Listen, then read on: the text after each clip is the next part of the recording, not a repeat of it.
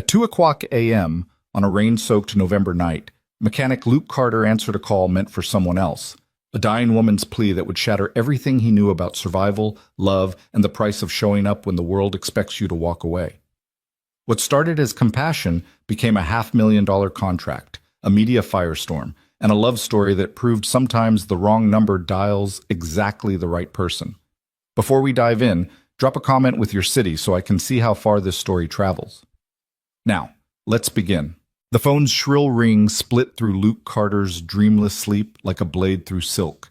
His calloused hand shot out from under the threadbare comforter, fumbling across the nightstand, knocking over an empty coffee mug before finding the vibrating device.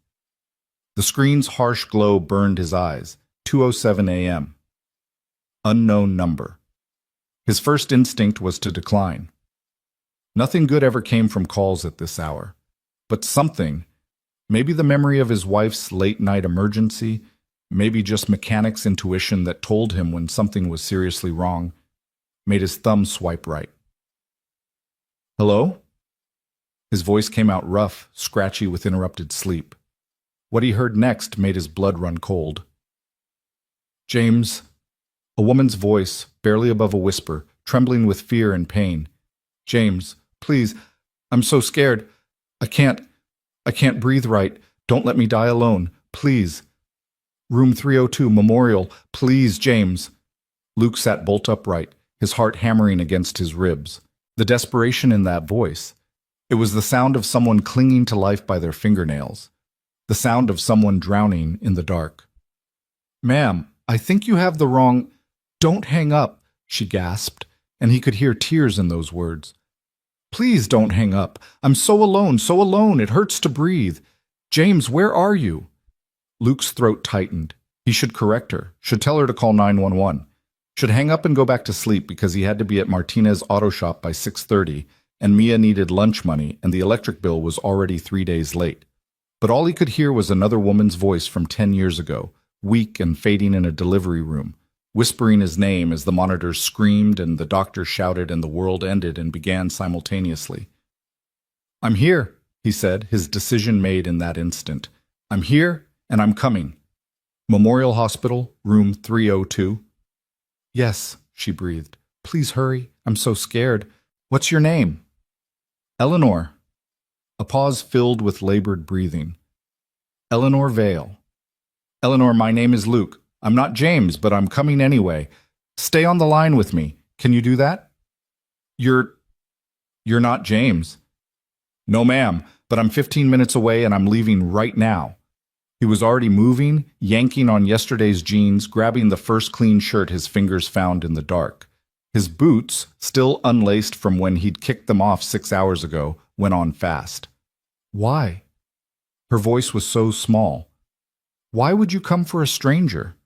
Luke paused at his bedroom door, looking back at the phone on speaker on his bed. Because nobody should die alone. Nobody. He grabbed the phone, checking on Mia as he passed her room.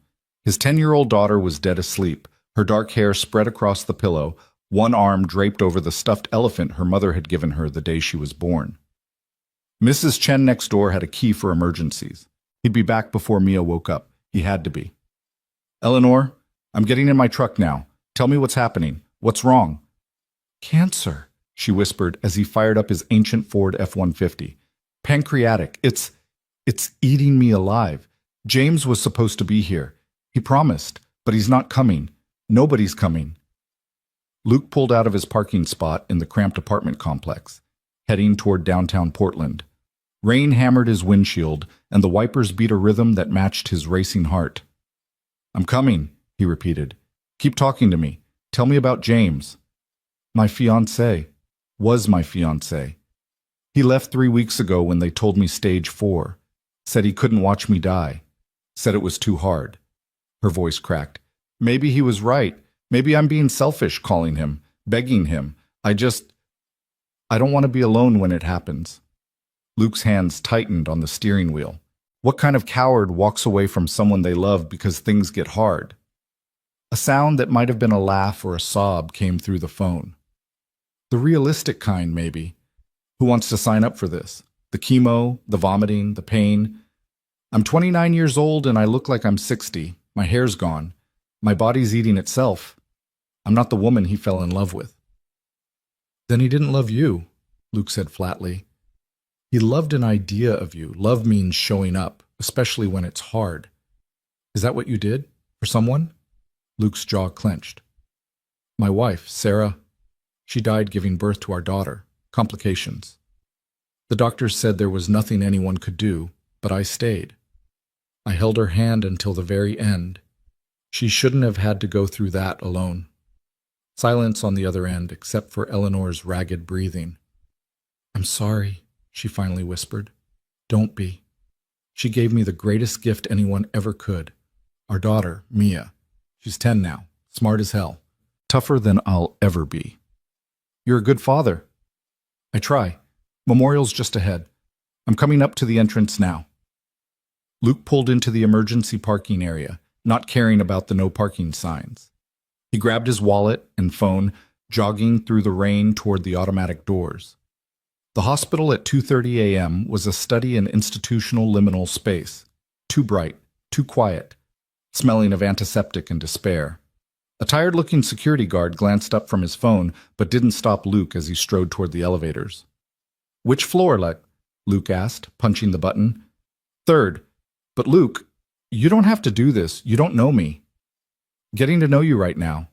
What's your favorite color?" "What?" She sounded confused. "Favorite color. Come on, distract yourself." The elevator dinged, opening onto the 3rd floor. Luke stepped out into a corridor of closed doors and dimmed lights. "Copper?" Eleanor said. "Like autumn leaves. Like my hair used to be before."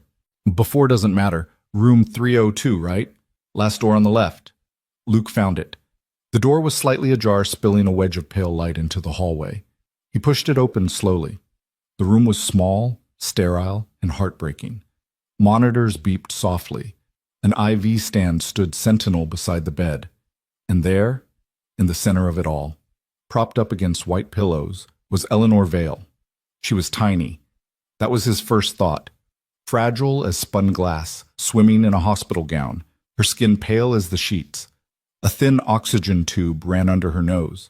Her head was wrapped in a patterned silk scarf, and her eyes, huge in her thin face, locked onto his with an intensity that made his chest tight.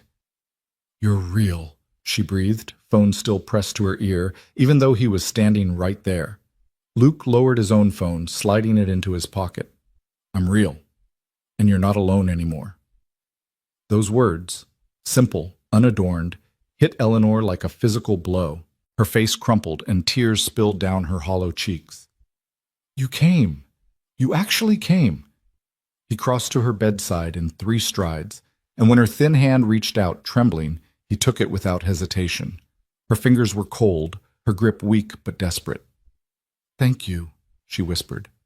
"Thank you for being here, for showing up.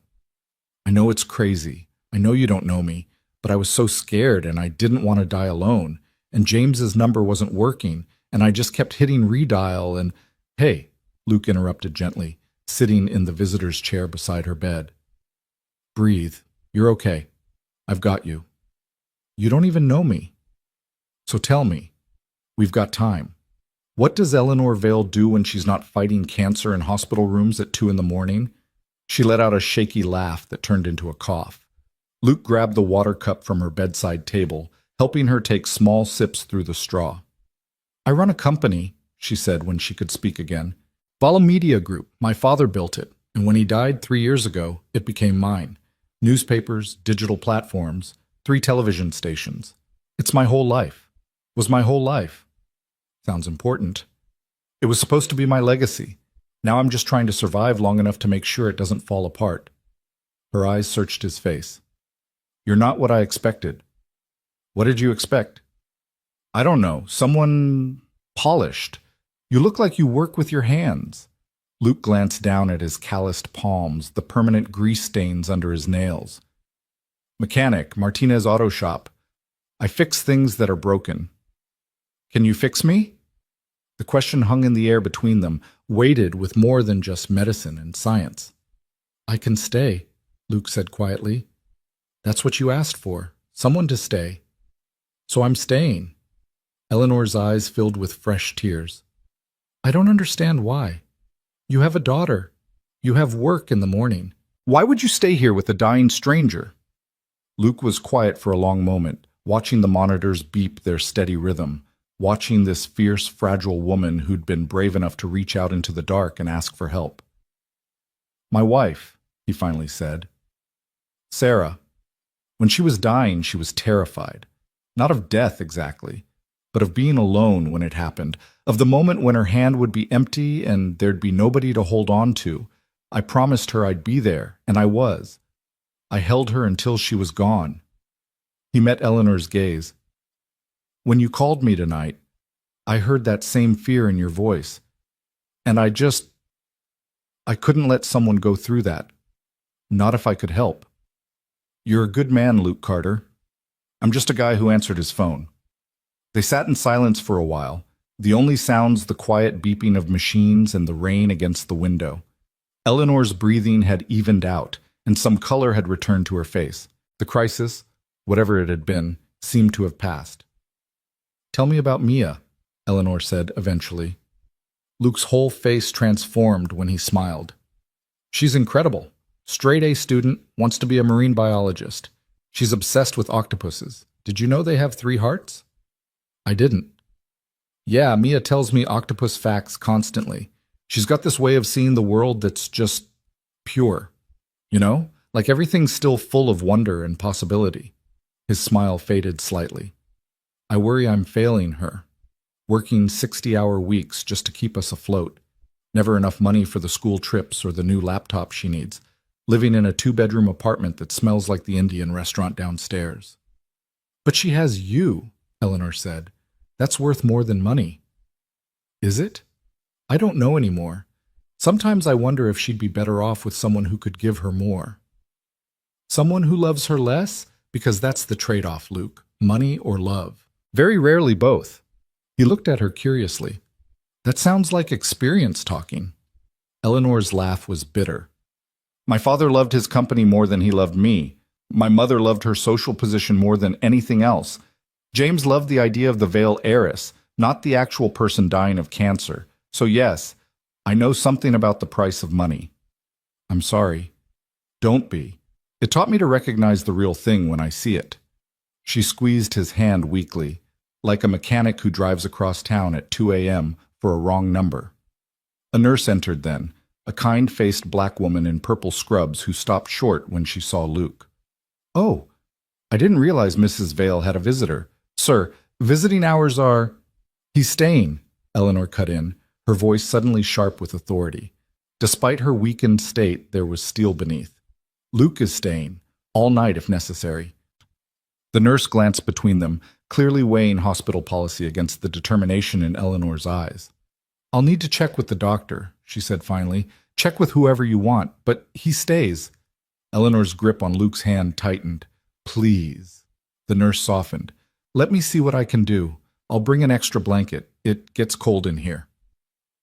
After she left, Eleanor sagged back against her pillows. Sorry, I don't usually pull the imperious heiress routine, but you needed someone to stay. I get it. Luke settled back in his chair. I'm not going anywhere, Eleanor. I promise. Why do you keep your promises? Even to strangers? Because a promise is all some people have to hold on to, and I won't be the one who lets go. Something shifted in Eleanor's expression, a crack in whatever armor she'd built around herself. My father used to say that, about promises. He broke every single one he ever made to me. Then he was a fool. They talked through the night as rain drummed against the windows and the hospital settled into its nocturnal rhythm.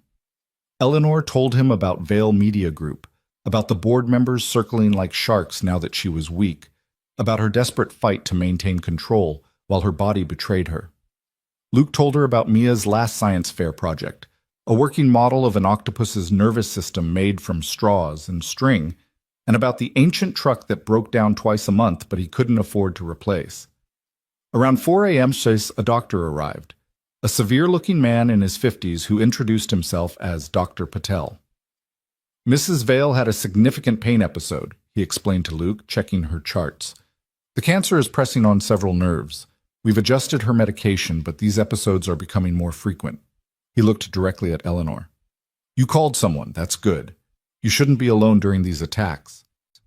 I called the wrong number, Eleanor said, glancing at Luke. Best mistake I ever made.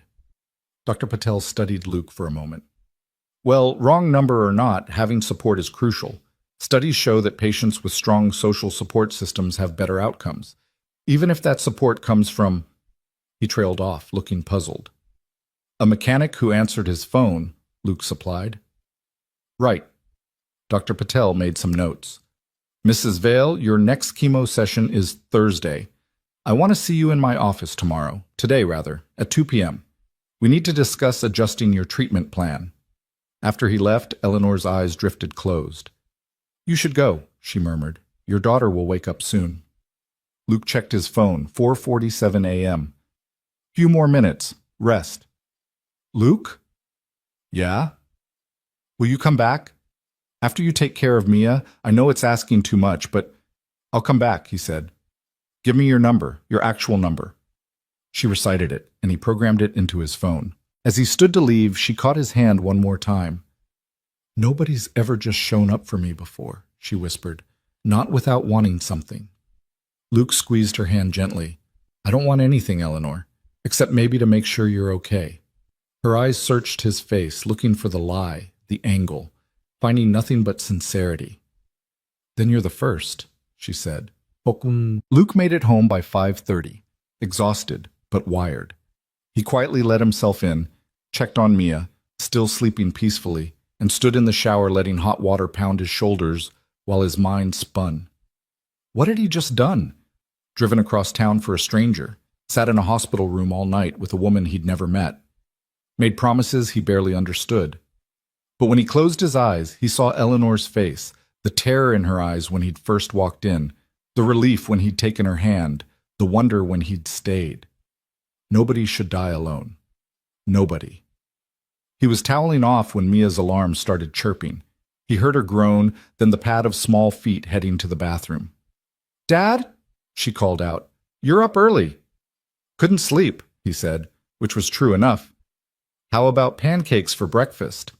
Mia appeared in his doorway, dark hair sticking up at odd angles, wearing her favorite pajamas, the ones with cartoon octopuses. Really? On a school day? Why not?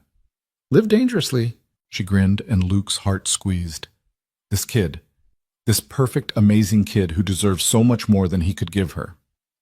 They made pancakes together in their tiny kitchen, Mia chattering about the math test she had today and how her friend Zoe was moving to Seattle and how unfair it was that they couldn't have a pet octopus. They need saltwater tanks, baby, Luke explained, flipping a pancake. Those cost thousands of dollars.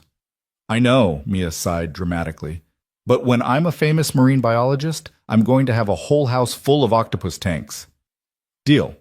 I'll come visit and you can teach me octopus facts. Did you know they can taste with their arms? Like their suckers have chemoreceptors that... Luke's phone buzzed. He glanced at it, expecting the shop. It was Eleanor. Thank you for last night. I'm sorry for everything. You're a good man, Luke Carter. Take care of your daughter. His stomach dropped. That sounded like a goodbye. He dialed her number immediately. It rang 4 times before she answered. Eleanor, are you okay? Luke, she sounded surprised. I'm fine. Just wanted to thank you properly. Your text sounded like a suicide note. What? No, God, no, I'm not giving up. I'm trying to say thank you without being weird about having a stranger spend the night in my hospital room. Luke leaned against the counter, relief flooding through him. You're not weird, and I'm glad you called, even if it was the wrong number. Mia was watching him curiously, syrup dripping from her fork. Who's that? She mouthed. He held up a finger. 1 minute. Luke, I meant what I said in the text. You don't owe me anything. You showed up when I needed someone, and I'll never forget that, but I don't expect... What time's your appointment today? Luke interrupted. Silence. Dr. Patel said 2 p.m. I'll be there at 1:45. Luke, you can't just... Watch me. See you at 1:45, Eleanor. He hung up before she could protest, then found Mia staring at him with those sharp, too perceptive eyes. Who was that? She asked again. A friend who's going through a hard time. You don't have friends? Luke mock gasped. I have friends. You have Carlos from the shop and Mrs. Chen. That's not friends. That's coworkers and neighbors. When did you get so smart? I was born this way. Mia took another bite of pancake. Is your friend sick? Leave it to his daughter to cut straight to the heart of things. Yeah, Luke admitted. She's very sick. Cancer. Mia's face fell. Like Grandma? Sarah's mother had died of breast cancer when Mia was 6. She still remembered the funeral, the sadness. Similar, Luke said carefully. Is she going to die? I don't know, baby. The doctors are trying to help her. Is that why you're going to see her today? To help? Something like that. Mia studied him for a long moment. Okay, but you have to promise to come pick me up from school. We're doing dissection in science, and I want to tell you all about it.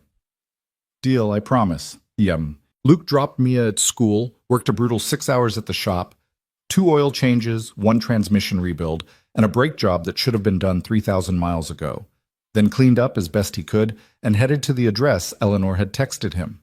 He expected a hospital, maybe a medical building. He did not expect the gleaming glass tower in downtown Portland's most expensive district, with Vale Medical Center etched in chrome letters above the entrance. Luke parked his beat-up truck between a Mercedes and a Tesla, feeling distinctly out of place. The lobby was all marble and modern art, with a receptionist who looked like she'd stepped out of a fashion magazine. I'm here to see Eleanor Vale, he told her. She has an appointment at 2. The receptionist's perfectly shaped eyebrows rose slightly as she took in his work clothes, clean but clearly not from any designer store. And you are? Luke Carter. She's expecting me. The receptionist typed something, her expression shifting from cool professionalism to barely concealed surprise. Of course, Mr. Carter. Ms. Vale left instructions that you be brought up immediately. 5th floor, Dr. Patel's suite. The elevator is to your right. The 5th floor was quieter, more intimate than the bustling lobby. Soft lighting, comfortable chairs, abstract paintings on the walls. This was where the wealthy came to discuss their mortality in climate-controlled comfort. He found the suite and gave his name to another receptionist, who immediately led him down a hallway to a private waiting room. Eleanor was there, sitting in a chair by the window, and Luke barely recognized her. She'd changed from her hospital gown into real clothes, expensive-looking dark slacks and a cream sweater that hung off her thin frame. The silk scarf was gone, replaced by a deep blue beanie that somehow made her huge eyes look even larger. She'd put on makeup, though it couldn't quite hide the hollows in her cheeks or the grayish tint to her skin. But she'd tried. That's what got him. She'd tried to look like herself, like the woman she used to be, and the effort was both heartbreaking and beautiful. You came, she said, standing carefully. I half thought you'd realize how crazy this is and stay away. I promised. I don't break promises. So I'm learning. She gestured to the chair beside hers. Dr. Patel is running late. Apparently being sick doesn't exempt you from waiting rooms. Luke sat, noticing how she moved, slow, careful, like everything hurt. How are you feeling? Truthfully, like I've been hit by a truck, but better than last night. She smiled slightly. Thanks to you. Eleanor Vale? A nurse stood in the doorway, clipboard in hand. Eleanor rose, and Luke stood with her automatically. Oh, the nurse said, glancing between them. Will your friend be joining you? Eleanor looked at Luke, and in her eyes, he saw the question she was really asking. Will you? If that's okay, Luke said. More than okay. Eleanor's hand found his, briefly, gratefully. He's with me. Dr. Patel's office was warm, filled with books and family photos. The doctor himself looked less severe here, more human. Eleanor, he greeted, then nodded at Luke. Mr. Carter, good to see you again. They settled into chairs across from his desk while Dr. Patel pulled up scans on his computer screen. Let's talk about where we are, he said, not unkindly. The current chemo protocol isn't working as well as we'd hoped. The tumor markers are up, and the latest CT scan shows progression rather than regression. Eleanor's hand tightened on the arm of her chair. Luke saw her knuckles go white. How much progression? She asked, her voice steady despite everything. Significant. I'm recommending we change to a more aggressive protocol. It will be harder on you, more side effects, more fatigue, but it's our best shot at slowing this down. Slowing it down. Eleanor's laugh was hollow, not stopping it. Dr. Patel's face was kind but firm. Eleanor, we discussed this at your diagnosis. Pancreatic cancer at stage 4 is not curable. We're fighting for time, quality time. How much time? That's impossible to say. With this new protocol, if it works, maybe 6 months to a year, possibly more with luck and your body's cooperation. 6 months to a year. Luke felt the words land like physical blows. He'd known Eleanor was sick, had seen it written in every line of her body last night, but hearing the timeline laid out so starkly was different. This woman who'd reached out in the dark, who'd asked him not to let her die alone, would be lucky to see next summer. And if I don't do the new protocol? Eleanor asked. Eleanor? How long, Dr. Patel? The doctor sighed. Maybe 3 months. Less if you have another crisis like last night. Eleanor nodded slowly, taking it in. Luke wanted to say something, do something, but what were words against that kind of sentence? Start the new protocol, Eleanor said finally. When? We can begin Thursday. But Eleanor, you need to prepare yourself. This is going to be brutal. You'll need support. Someone to drive you to and from treatments, help you at home when the side effects hit, be there in case of emergencies. Dr. Patel glanced at Luke. Do you have that support? Eleanor's laugh was brittle. My parents are dead. My fiancé left. My friends all vanished when the word cancer entered the conversation. The board members at my company are more interested in my stock options than my survival. So no, Dr. Patel, I don't have support. I have Luke, who answered a wrong number last night, and I can't exactly ask him to— I'll do it, Luke heard himself say. Both Eleanor and Dr. Patel stared at him. You'll— what? Eleanor asked. I'll be your support. Drive you to treatments, help you out, whatever you need. Luke, you can't. You have a job, a daughter, a life. And you have cancer and nobody. He turned to face her fully. Look, I don't fully understand why, but I can't just walk away now. Not after last night. Not after this. Let me help. You don't even know me. Then I'll get to know you. Dr. Patel cleared his throat. This is unconventional. But Eleanor, he's right. You need someone. If Mr. Carter is willing, he's not willing. He's being nice. There's a difference. Eleanor's eyes shone with unshed tears. Luke, I appreciate what you did last night more than you'll ever know, but I can't ask you to upend your life for a stranger who's probably going to die anyway. You're not asking. I'm offering. There's a difference. Luke met her gaze steadily. And you're not going to die. Not if I have anything to say about it. That's not how cancer works. Maybe not, but that's how promises work. And I promised you wouldn't be alone. I'm keeping that promise. Silence filled the office. Dr. Patel watched them both with something like wonder on his face. You're insane, Eleanor finally whispered. Probably. But I'm also here. So what's it going to be? She stared at him for a long moment, searching his face for the crack in the armor, the ulterior motive, finding nothing but stubborn compassion. Okay, she breathed. Okay, if you're serious, I am. Then yes, I'd be grateful for the help. Dr. Patel nodded, making notes. Excellent.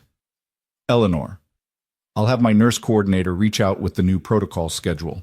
Mr. Carter, I'll need your contact information as well. You'll be listed as Eleanor's primary emergency contact.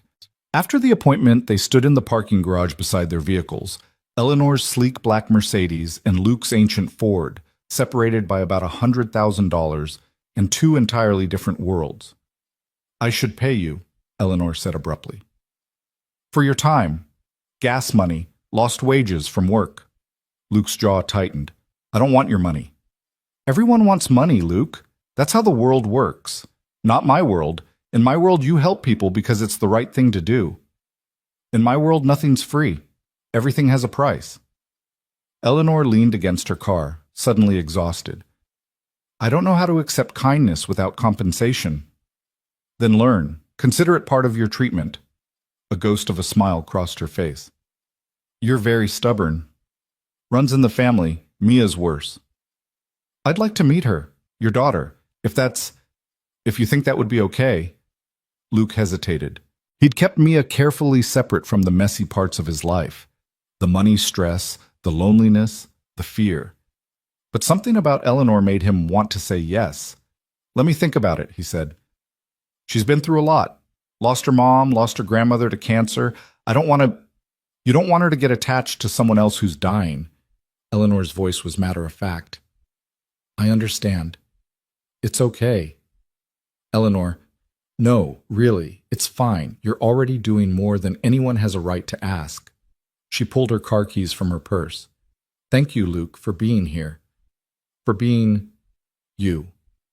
Thursday at what time? 10 a.m. But Luke, you don't have to. Thursday at 10. I'll be here. He started toward his truck, then turned back. And Eleanor, you're going to beat this. I don't care what the statistics say. You're tougher than you look. She laughed, the sound surprised and genuine. How would you know? You just met me. Because anyone strong enough to reach out for help in their darkest moment? Anyone brave enough to keep fighting when everyone else has given up? That person doesn't quit. And I don't help quitters. Eleanor's eyes gleamed with tears. You're going to make me cry again. And I've already cried more in the last 24 hours than the last 5 years combined. Then I'm doing my job right. He drove away, watching her in his rearview mirror, this small, fierce woman standing alone in a parking garage, fighting a war against her own body. He didn't know yet that this moment would change everything. Didn't know that showing up, just showing up, would spiral into something bigger than both of them. Didn't know that the wrong number would become the rightest thing in his life. But he'd made a promise, and Luke Carter kept his promises, even when they led him places he never expected to go, even when they cost more than he thought he could pay, even when they meant holding tight to someone who was slipping away. Because sometimes just being there, just showing up, was the only miracle available, and sometimes that was enough. Thursday morning arrived wrapped in gray mist, the kind of Portland weather that made everything feel muted and distant. Luke had already dropped Mia at school, endured her relentless questions about where he was going and why he seemed distracted, and now sat in the Vale Medical Center parking lot, 10 minutes early, watching expensive cars glide into reserved spots. His phone buzzed. Eleanor, I'm here. 3rd floor infusion center. You really don't have to stay for the whole thing. It takes 4 hours. Luke typed back. See you in 2 minutes. The infusion center was nothing like he'd expected. Instead of the institutional bleakness of the hospital where his mother-in-law had received her treatments, this place looked like a high-end spa. Private rooms with recliners, each with its own window, soft lighting, and enough space that you didn't feel like you were in a medical facility at all. Money, Luke thought, could even make dying look comfortable. Eleanor was already settled in a recliner by the window, an IV port visible in her thin arm. She wore soft clothes, yoga pants, and an oversized sweater, and looked impossibly small against the chair's bulk. A nurse was adjusting the IV line, checking monitors, moving with the practiced efficiency of someone who did this dozens of times a day. Luke, Eleanor said, surprise evident in her voice despite the text exchange. You actually came. Told you I would. He took the visitor's chair beside her, noting the way her fingers gripped the armrest. How are you feeling? Terrified, if I'm honest. This new protocol, Dr. Patel wasn't exaggerating about it being aggressive. The side effects list reads like a horror novel. The nurse finished her checks and smiled at them both. You're all set, Ms. Vale. The medication will start flowing in about 2 minutes. Remember, if you feel any unusual symptoms, chest pain, difficulty breathing, severe nausea, you press this button immediately. She indicated the call button. And you, she looked at Luke, you're good company to have. Studies show patients do better with support present during treatment. After she left, Eleanor let out a shaky breath. I keep thinking about what Dr. Patel said. 6 months to a year. Maybe. That's not a lot of time to get your affairs in order. Then don't think about it like that. Think about it like you've got 6 months to live, really live, not just exist. Easy to say, Harder to do when you're pumping poison into your veins, hoping it kills the cancer before it kills you. She glanced at the IV bag, clear liquid beginning to drip down the line. Why are you really here, Luke? And don't say because you promised. There's got to be more to it than that. Luke was quiet for a moment, watching the medication flow. After Sarah died, I was drowning. Had a newborn baby, no idea how to take care of her, working double shifts just to keep the lights on. I was so alone, and I kept thinking that if just one person had shown up, really shown up, not just brought a casserole and left, it would have made all the difference. He met her eyes. You asked someone to show up, so I did. It's that simple. Nothing's ever that simple. Sure it is. You complicate it because you're used to people wanting something. I'm not complicated, Eleanor. I'm a mechanic who fixes broken things and tries to raise his kid right. You needed help. I can give it. End of story. She studied him for a long moment, and he could see her brain working, trying to find the angle, the catch. Then something in her face softened, like a wall coming down brick by brick. Okay, she said quietly. Okay, I'll try to believe that. They sat in comfortable silence as the medication began its work. Luke had brought a book, a thriller Mia's teacher had recommended, but found himself watching Eleanor instead. She'd closed her eyes, her breathing deliberately slow and measured, like she was meditating through the experience. Tell me about Vale Media, he said after a while, needing to fill the quiet with something other than the beep of monitors. You said your father built it. Eleanor's eyes opened. Alexander Vale. He started with one newspaper in 1985, turned it into an empire. 35 years of acquisition, expansion, innovation. When he died, he left it all to me, his only child, his greatest disappointment. Why disappointment? Because I wasn't a son, because I wanted to study journalism instead of business, because I asked questions about ethics instead of just focusing on profit margins. Her voice carried old hurt. He spent my whole childhood telling me I wasn't good enough, then left me his company out of spite or obligation, or maybe just because there was nobody else. I've been trying to prove myself ever since. Sounds exhausting. It was. Now I'm just trying to keep the vultures from picking it apart while I'm still breathing. She shifted in her chair, wincing slightly. My father's old business partner, Richard Harrington, he's been circling since my diagnosis became public knowledge, suggesting I step down for my health, proposing board restructures that would dilute my voting power. He's positioned himself as the concerned family friend while quietly building a coalition to take control. Can he do that? If I'm deemed unfit to lead, yes, and what's more unfit than dying of cancer? Eleanor's laugh was bitter. The board meets in 3 weeks to vote on his proposal. I have enough shares to block it, but only if I'm there to vote. If I'm too sick to attend, if I'm in the hospital, my proxy votes get distributed according to company bylaws, which Harrington helped write. Luke frowned. That's not just business, that's predatory. Welcome to corporate America. The weak get devoured. She turned to look at him. I need to be at that meeting, Luke. I need to walk in there looking strong, capable, in control. Even if it's a lie. Even if I'm falling apart inside. Because if I lose Vale Media, I lose the only thing I have left of my father. The only thing that proves I was worth something. You're worth something without a company. Am I? What am I without Vale Media? A dying woman with no family, no friends, no legacy. At least with the company, I matter. My voice matters. The journalists we employ, the stories we tell, the truth we uncover, that matters. The passion in her voice made Luke sit up straighter. This wasn't about money or power for Eleanor. It was about purpose, about leaving something behind that meant something. Then we'll get you to that meeting, he said. Whatever it takes. We? She raised an eyebrow. Luke, you've already done more than 3 weeks from now. What day? Eleanor sighed, recognizing the futility of arguing. Thursday, November 21st, 2 p.m. at Vale Tower, downtown. Put it on my calendar. I'll be there. To do what? Hold my hand while the board eats me alive? If that's what you need, or I can just drive you there and wait outside. But you won't go through it alone. That's the deal. There is no deal, Luke. You don't owe me anything. Maybe I owe it to myself. Did you think of that? He leaned forward, elbows on his knees. Maybe I need to do this as much as you need someone to do it. Maybe showing up for you helps me make sense of not being able to show up for Sarah in other ways. Maybe this is how I process grief and guilt and all the messy stuff I've been shoving down for 10 years. Eleanor's eyes widened. That's the most honest thing anyone said to me in months. Good. Then we understand each other. This helps both of us. Stop trying to push me away because you think you're protecting me. I am trying to protect you. People around me get hurt, Luke.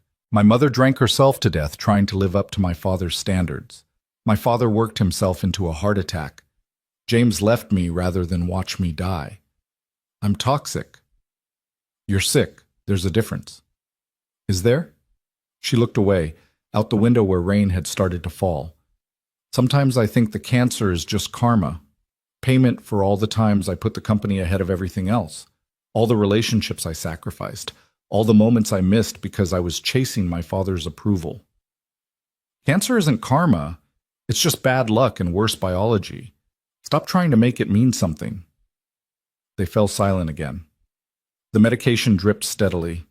Outside, the rain intensified, streaking the windows, turning the world watery and indistinct. After about an hour, Eleanor's eyes started to drift closed.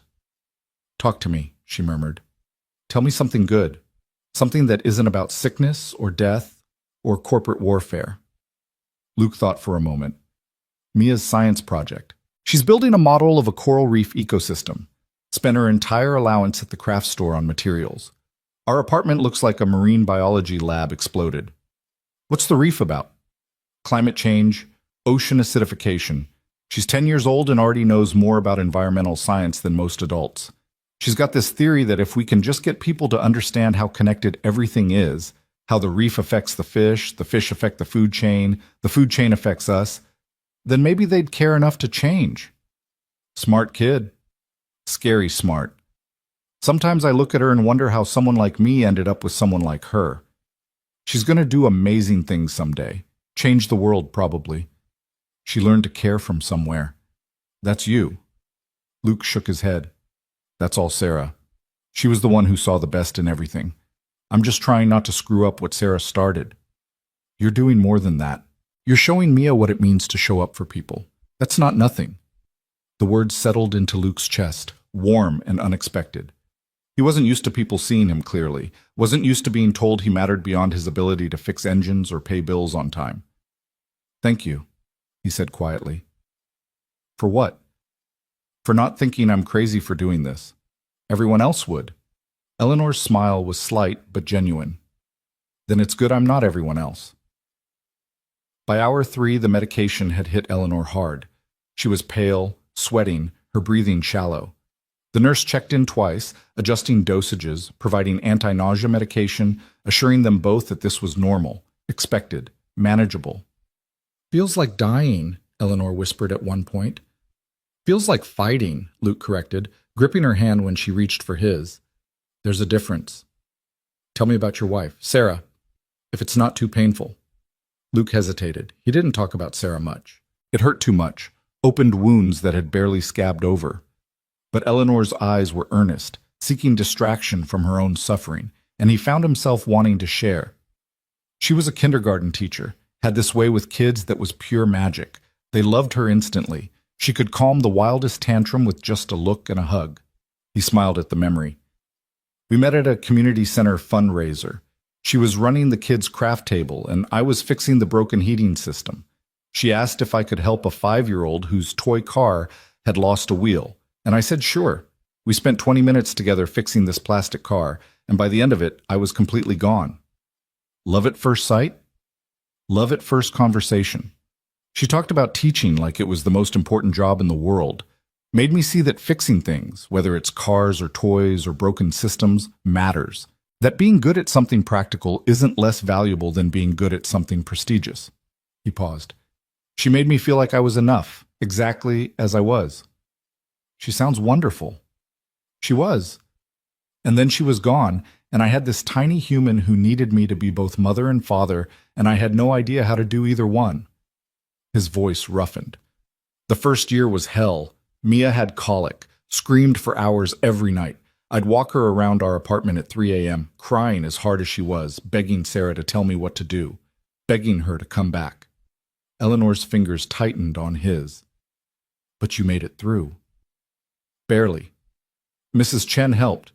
She'd already raised 4 kids. She'd hear Mia screaming through the walls and show up with formula or advice or just an extra pair of hands. She saved us, honestly. Taught me that asking for help isn't weakness.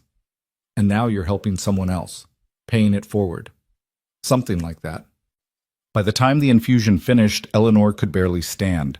Luke supported her to his truck, her arm around his shoulders, moving slowly while she fought waves of nausea.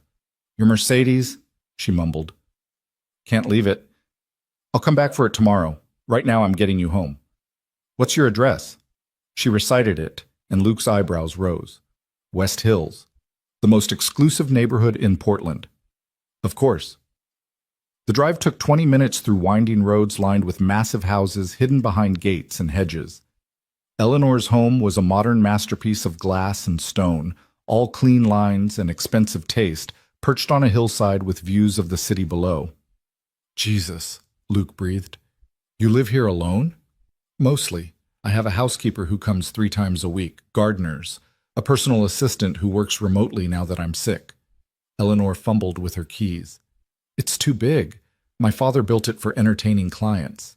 I just live here because it's easier than selling. Inside was even more impressive. Soaring ceilings, minimalist furniture, art that probably cost more than Luke's annual salary. But it felt cold, empty. A showcase, not a home. Bedroom? Luke asked, still supporting most of Eleanor's weight. Upstairs, first door on the left. He helped her up the curved staircase, down a hallway, into a master suite that was bigger than his entire apartment. The bed was enormous, dressed in white linens that probably cost a fortune. Floor-to-ceiling windows overlooked the city. A sitting area, a fireplace, an attached bathroom done in marble and brass. Eleanor collapsed onto the bed, still fully clothed. I'm sorry. I'm so sorry. You shouldn't have to see me like this. Stop apologizing. Wear your pajamas. Second drawer, but Luke, I can manage, which is why you just tried to get into bed wearing jeans. Humor me. He found soft cotton pants and a t-shirt, left them on the bed. I'll wait outside while you change. Yell if you need help.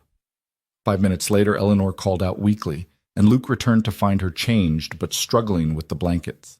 He helped her settle in, found extra pillows to prop her up since lying flat made the nausea worse, filled a glass of water from the bathroom. Medication, Eleanor said. Bathroom counter, the white bottle. 2 pills. He brought them, watched her swallow them with tiny sips of water. I'm going to be sick, she said suddenly, and Luke grabbed the wastebasket just in time. He held her hair, what little there was under the beanie, while she retched, rubbed her back, murmured meaningless comfort. When the worst passed, he brought a damp washcloth, helped her clean up, got her settled again. This is humiliating, Eleanor whispered, tears streaming down her face. You shouldn't have to do this. My daughter had stomach flu last winter, vomited for 3 days straight. This is nothing. He sat on the edge of the bed. Besides, this is what showing up looks like. It's not always pretty, but it's real. How are you real? How are you just here, doing this like it's normal? Because someone did it for me once, and because you needed help and I could give it. That's all there is to it, Eleanor. She closed her eyes, exhausted. Stay, she breathed. Please don't leave yet. I'm scared. I'm not going anywhere. I'll be right here. He pulled a chair from the sitting area to her bedside, settled in for the long haul. Eleanor's hand found his, weak but insistent, and he held on while she drifted into an uneasy sleep. Luke pulled out his phone, texted Mrs. Chen that he'd be late picking up Mia from school, asking if she could grab her instead. Mrs. Chen's response was immediate. Of course. She's fine. Take care of your friend. His friend. Was that what Eleanor was becoming? He barely knew her. 72 hours ago, he'd never heard her name. Now he was sitting in her bedroom, holding her hand while she slept off chemo, making promises he barely understood. But when he looked at her face, peaceful in sleep, the lines of pain temporarily smoothed, he didn't regret it, not even a little. His phone buzzed again. Mia. Mrs. Chen picked me up. She says you're helping your friend. Is she okay? Luke typed back. She's going to be. Home for dinner. Love you. Love you too, Dad. You're a good person. The words hit harder than they should have. Luke stared at his daughter's text, feeling the weight of it. He wanted to be good, wanted Mia to see him as someone worth admiring. Maybe that's what this was really about, not just helping Eleanor, but proving to himself and his daughter that goodness still mattered in a world that often felt too hard and cold. Eleanor slept for 3 hours. When she woke, the worst of the nausea had passed, leaving her weak but clear-headed. You're still here, she said, blinking in the dimming afternoon light. Told you I would be. How are you feeling? Like I was hit by a truck, then the truck backed up and hit me again. But better than before. She struggled to sit up, and Luke helped adjust the pillows. What time is it? Almost 5. I need to head home soon. Mia's doing homework with Mrs. Chen, but I promised I'd be back for dinner. Of course, go. Thank you for today. For all of it. Eleanor paused. Luke, about the board meeting, I was serious. I need to look strong, healthy. I can't walk in there looking like this. She gestured at herself. They'll use it as proof I'm unfit. 3 weeks is a long time. This protocol might start working by then. Or it might make things worse.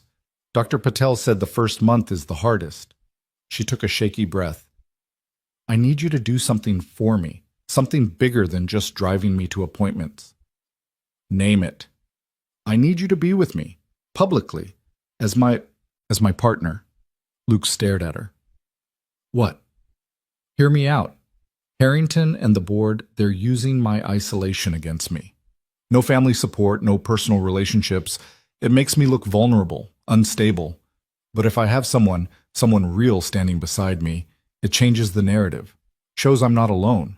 Shows I'm still living my life, not just surviving. Eleanor, that's crazy. We barely know each other. I know, but it works.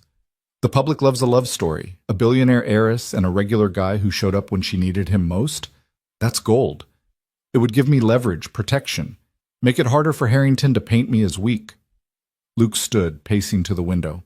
You want me to lie, to pretend we're together. I want you to help me keep my company. And yes, that means some public appearances, some photos, letting people draw their own conclusions.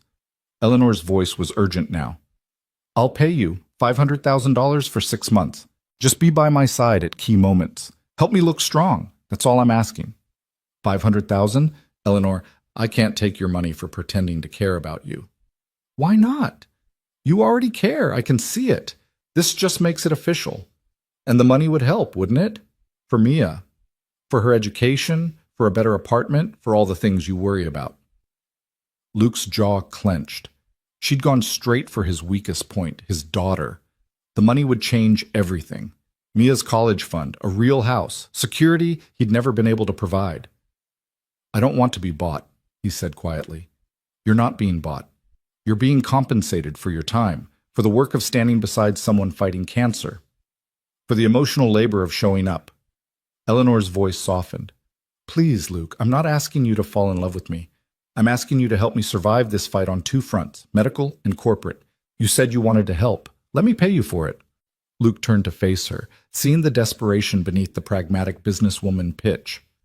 This wasn't about money for her either. It was about survival, about having one person in her corner when everyone else had left. One condition, he said finally.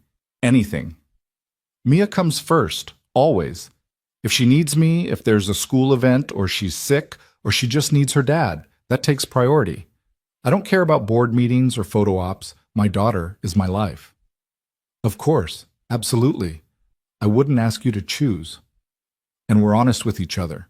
This is an arrangement, fine, but no games, no manipulation. We're straight with each other about what this is. Deal. Eleanor extended her hand, businesslike even in her weakness. Partners? Luke crossed the room, took her hand, feeling the lightness of her bones, the tremor in her fingers. Partners.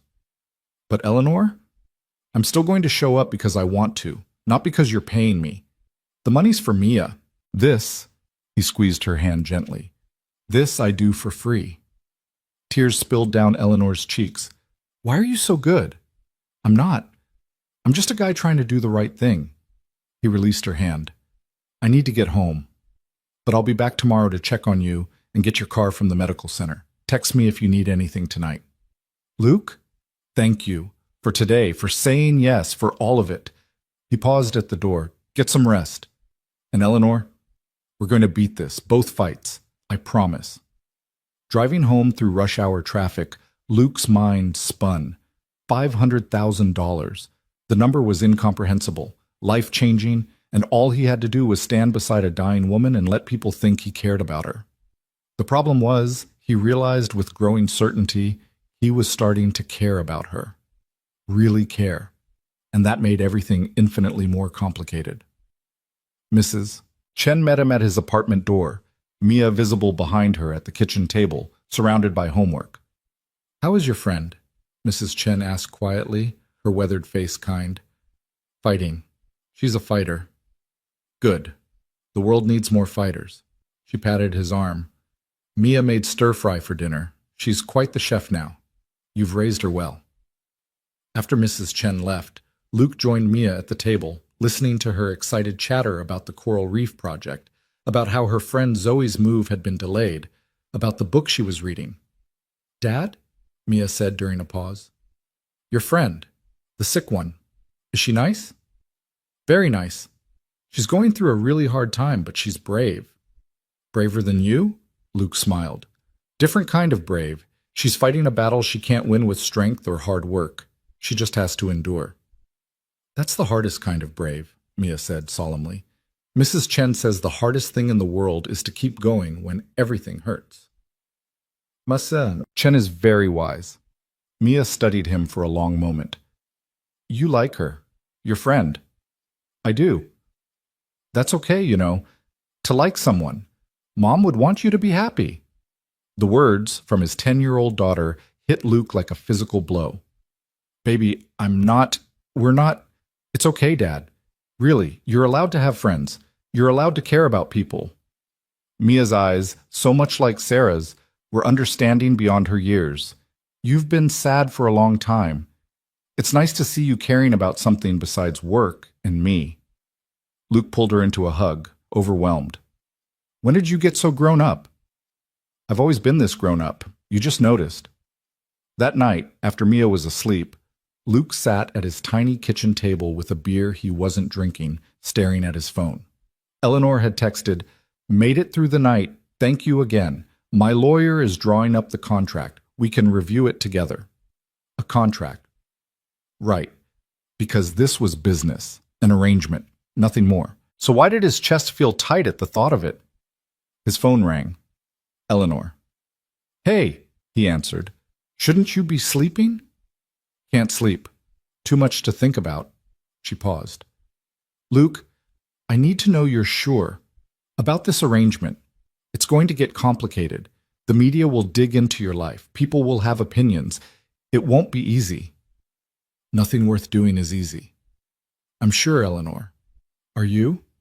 I think so. I don't want you to hate me when this is over. When it inevitably goes wrong. Why would it go wrong? Because everything in my life goes wrong eventually. It's what I do. I ruin things. Luke leaned back in his chair. Tell me one thing you've ruined. My relationship with James, my father's respect, my own health probably, from stress and overwork. You didn't ruin those things. James ruined himself by being a coward. Your father ruined your relationship by being impossible to please. And cancer isn't something you caused, it's something that happened to you. He softened his voice. Stop taking responsibility for things that aren't your fault. Easier said than done. Most things are, but try anyway. She laughed, the sound tired but genuine. You're very stubborn, Luke Carter. So I've been told. Now go to sleep before I drive back over there and make you. That's not a threat. That's a promise, isn't it? Damn right it is. Sleep, Eleanor. Good night, Luke. And thank you. For everything. For being you. After she hung up, Luke sat in the dark kitchen for a long time, thinking about promises and arrangements and the strange, unexpected ways life could change in just a few days. He'd answered a wrong number. That was all. One moment of compassion in the middle of a terrible night. How had it turned into this? A contract, a partnership, a promise to stand beside someone while they fought impossible odds. But when he thought about Eleanor's face, the relief when he'd walked into her hospital room, the gratitude when he'd held her hair during the worst of the chemo, the desperate hope when she'd asked him to help her fight for her company, he knew he'd do it all again. Some people were worth showing up for, worth the complications and the questions and the uncertainty. Eleanor Vale was one of those people. He'd known it the moment he'd heard her voice on that 2 a.m. call, scared and alone and reaching out for help. And Luke Carter kept his promises. Even the ones that scared him. Even the ones that might break his heart. Even the ones that started with a wrong number and ended up changing everything. The contract arrived 3 days later via courier, a thick envelope of legal documents that Luke spread across his kitchen table after Mia had gone to bed. The language was dense, full of whereas clauses and stipulations, but the heart of it was simple. 6 months of public companionship in exchange for $500,000, paid in installments. There were confidentiality agreements, behavioral clauses, termination conditions. It read less like a relationship agreement and more like an employment contract, which Luke supposed it was. He signed it at midnight with a pen that had been chewed by Mia during homework, feeling like he was stepping off a cliff into unknown territory. The first public appearance came faster than he'd expected. Eleanor called him on Saturday morning, her voice stronger than it had been since the chemo. "There's a charity gala tonight. Vale Media is a major sponsor. I need to be there, and I need you with me." Luke looked around his apartment, at the pile of laundry waiting to be folded, at Mia's art project spread across the coffee table. "Tonight? Eleanor, I don't even own a suit. I'm sending a stylist to your place at 2. He'll handle everything. And Luke, bring Mia if you want. There's a kids program during the dinner. She'd be well supervised, and maybe it's time she met me properly." After they hung up, Luke stood in his tiny living room feeling the weight of what he'd agreed to. A charity gala, photographers, Portland's elite, and him, a mechanic from the wrong side of town, pretending to be worthy of Eleanor Vale. "Dad?" Mia emerged from her bedroom, still in pajamas, her hair a wild tangle. "Who was that?" "Eleanor. My friend. The one I've been helping. Is she okay?" "She's better. She invited us to an event tonight, a fancy party. Would you want to come?" Mia's eyes went wide. "A fancy party? Like with dresses and everything?" "Yeah, baby. Like with dresses and everything." Her shriek of excitement was answer enough. The stylist arrived at exactly 2 p.m., a painfully hip man named Marcus who took one look at Luke and Mia's apartment and didn't blink. He'd brought garment bags, shoeboxes, a makeup kit that looked like it cost more than Luke's truck. "Ms. Vale has excellent taste," Marcus said, unzipping the first bag to reveal a charcoal suit that looked like it cost more than Luke's monthly rent. "She selected this herself, said you'd protest anything too flashy." She wasn't wrong. The suit was beautiful, but understated, perfectly tailored to measurements Eleanor must have guessed from their time together. The shirt was crisp white, the tie a subtle silver gray. "And for the princess," Marcus turned to Mia with a flourish, producing a midnight blue dress that made her gasp.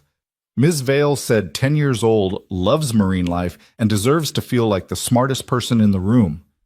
The dress was perfect, age-appropriate but elegant, with subtle embroidery at the hem that, when Mia looked closer, revealed tiny octopuses and starfish worked into the design. "She did this for me?" Mia breathed. "She doesn't even know me." "Your dad talks about you constantly," Marcus said, winking at Luke. "Ms. Vale pays attention." 2 hours later, Luke barely recognized himself in the mirror. The suit transformed him from a mechanic into someone who could plausibly belong at a charity gala. Marcus had even tamed his perpetually messy hair into something resembling style. Mia looked like a completely different child. Her dark hair was swept into an elegant braid, her face glowing with excitement, the dress making her look older and somehow more herself at the same time. "Dad?" she whispered, staring at her reflection. "I look like Mom." Luke's throat tightened. She was right. Sarah had always had that same quality, the ability to be beautiful without trying, to command attention through sheer presence rather than decoration. You look perfect, he managed. Mom would be so proud. The car Eleanor sent was absurd. A black Mercedes with a driver who held the door open like they were visiting dignitaries. Mia couldn't stop giggling, pressing buttons to make the windows go up and down, marveling at the bottle of sparkling cider waiting in the center console with her name on a card. The gala was at the Portland Art Museum, the building lit up against the evening sky, red carpet stretching from the street to the entrance. Luke's stomach dropped when he saw the photographers, the crowd of well-dressed people, the security checking names against tablets. "I can't do this," he said to the driver. "This is insane." "Dad." Mia's hand found his. "We can do anything together. Remember? That's what you always tell me." Right. His own words coming back to haunt him. The driver opened their door, and suddenly they were out on the street, flashbulbs popping, people turning to look. Luke kept his hand on Mia's shoulder, guiding her toward the entrance, trying to ignore the whispers, the curious stares. "Luke! Luke Carter!" He turned to find Eleanor standing at the museum entrance, and his breath caught. She'd done something miraculous with what cancer had left her. The blue beanie was gone, replaced by an intricately wrapped silk scarf in deep emerald that somehow made her look regal rather than sick. Her dress was simple but stunning, long-sleeved to hide the IV bruises falling to her ankles. She'd gained just enough weight that her face looked less skeletal, and someone had worked magic with makeup to give her color, life. But it was her smile that transformed everything. Genuine, warm, reaching her eyes as she watched them approach. "You came," she said, and Luke heard the relief beneath the words. "I promised." Eleanor's gaze shifted to Mia, and something soft crossed her face. "And you must be the famous marine biologist in training." Mia, usually bold, went suddenly shy. "I'm Mia. My dad talks about you." "Does he? All good things, I hope." "He says you're brave, and that you're fighting really hard." Eleanor crouched down, ignoring the difficulty it caused her, putting herself at Mia's eye level. "Thank you for sharing your dad with me. I know he's very busy taking care of you, so it means a lot that you let him help me sometimes." "It's okay. Dad says showing up for people is important." Mia touched the embroidered octopuses on her dress. "Did you really pick this out for me?" "I did. Your dad mentioned you loved octopuses. Did you know they're one of my favorite animals, too?" "Really?" Mia's face lit up. "Do you know they can solve puzzles, and they have 3 hearts?" "I didn't know about the 3 hearts. That's amazing."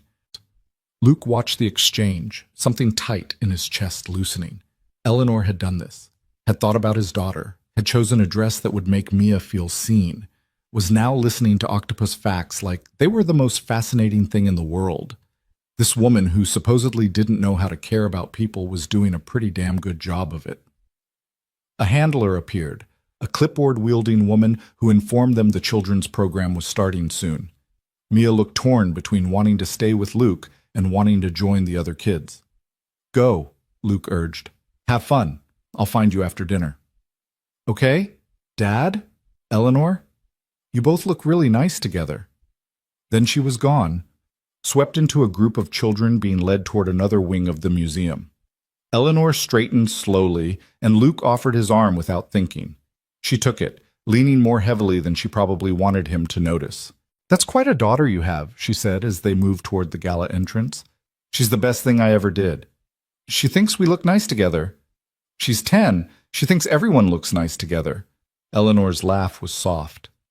"Fair enough. Ready to face the wolves?" "Do I have a choice?" "Not really, but I'll be right beside you. Just follow my lead, smile at the right people, and for God's sake, don't let Richard Harrington get you alone." "The board member trying to take your company?" "The very same. He'll be here, probably sharpening his knives as we speak." The museum's main hall had been transformed into something out of a fairy tale. Crystal chandeliers, white tablecloths, flower arrangements that probably cost more than Luke's monthly salary. Portland's wealthy and powerful filled the space, champagne glasses in hand, laughter echoing off the marble floors. And every single one of them turned to stare when Eleanor walked in on Luke's arm. The whispers started immediately. Luke didn't need to hear the words to know what people were saying. Who was he? Where had he come from? What was Eleanor Vale doing with someone so obviously beneath her station? "Ignore them," Eleanor murmured, her grip tightening on his arm. Let them wonder. It's good for my image, shows I'm still living my life. A photographer approached, asking for a photo. Eleanor smiled that public smile, the one that didn't quite reach her eyes, and Luke tried to look natural while cameras flashed. Ms. Vale, who's your date tonight? This is Luke Carter, Eleanor said smoothly. He's been an incredible support during a difficult time. Are you two together? We're here together tonight. That's what matters. It was a non-answer that would let people draw their own conclusions, brilliant and infuriating at once. They made their way through the crowd, Eleanor stopping to greet sponsors and board members, introducing Luke each time with that same careful vagueness. He shook hands, smiled, tried not to feel like an imposter in borrowed clothes. Then a man approached who made Eleanor's whole body tense.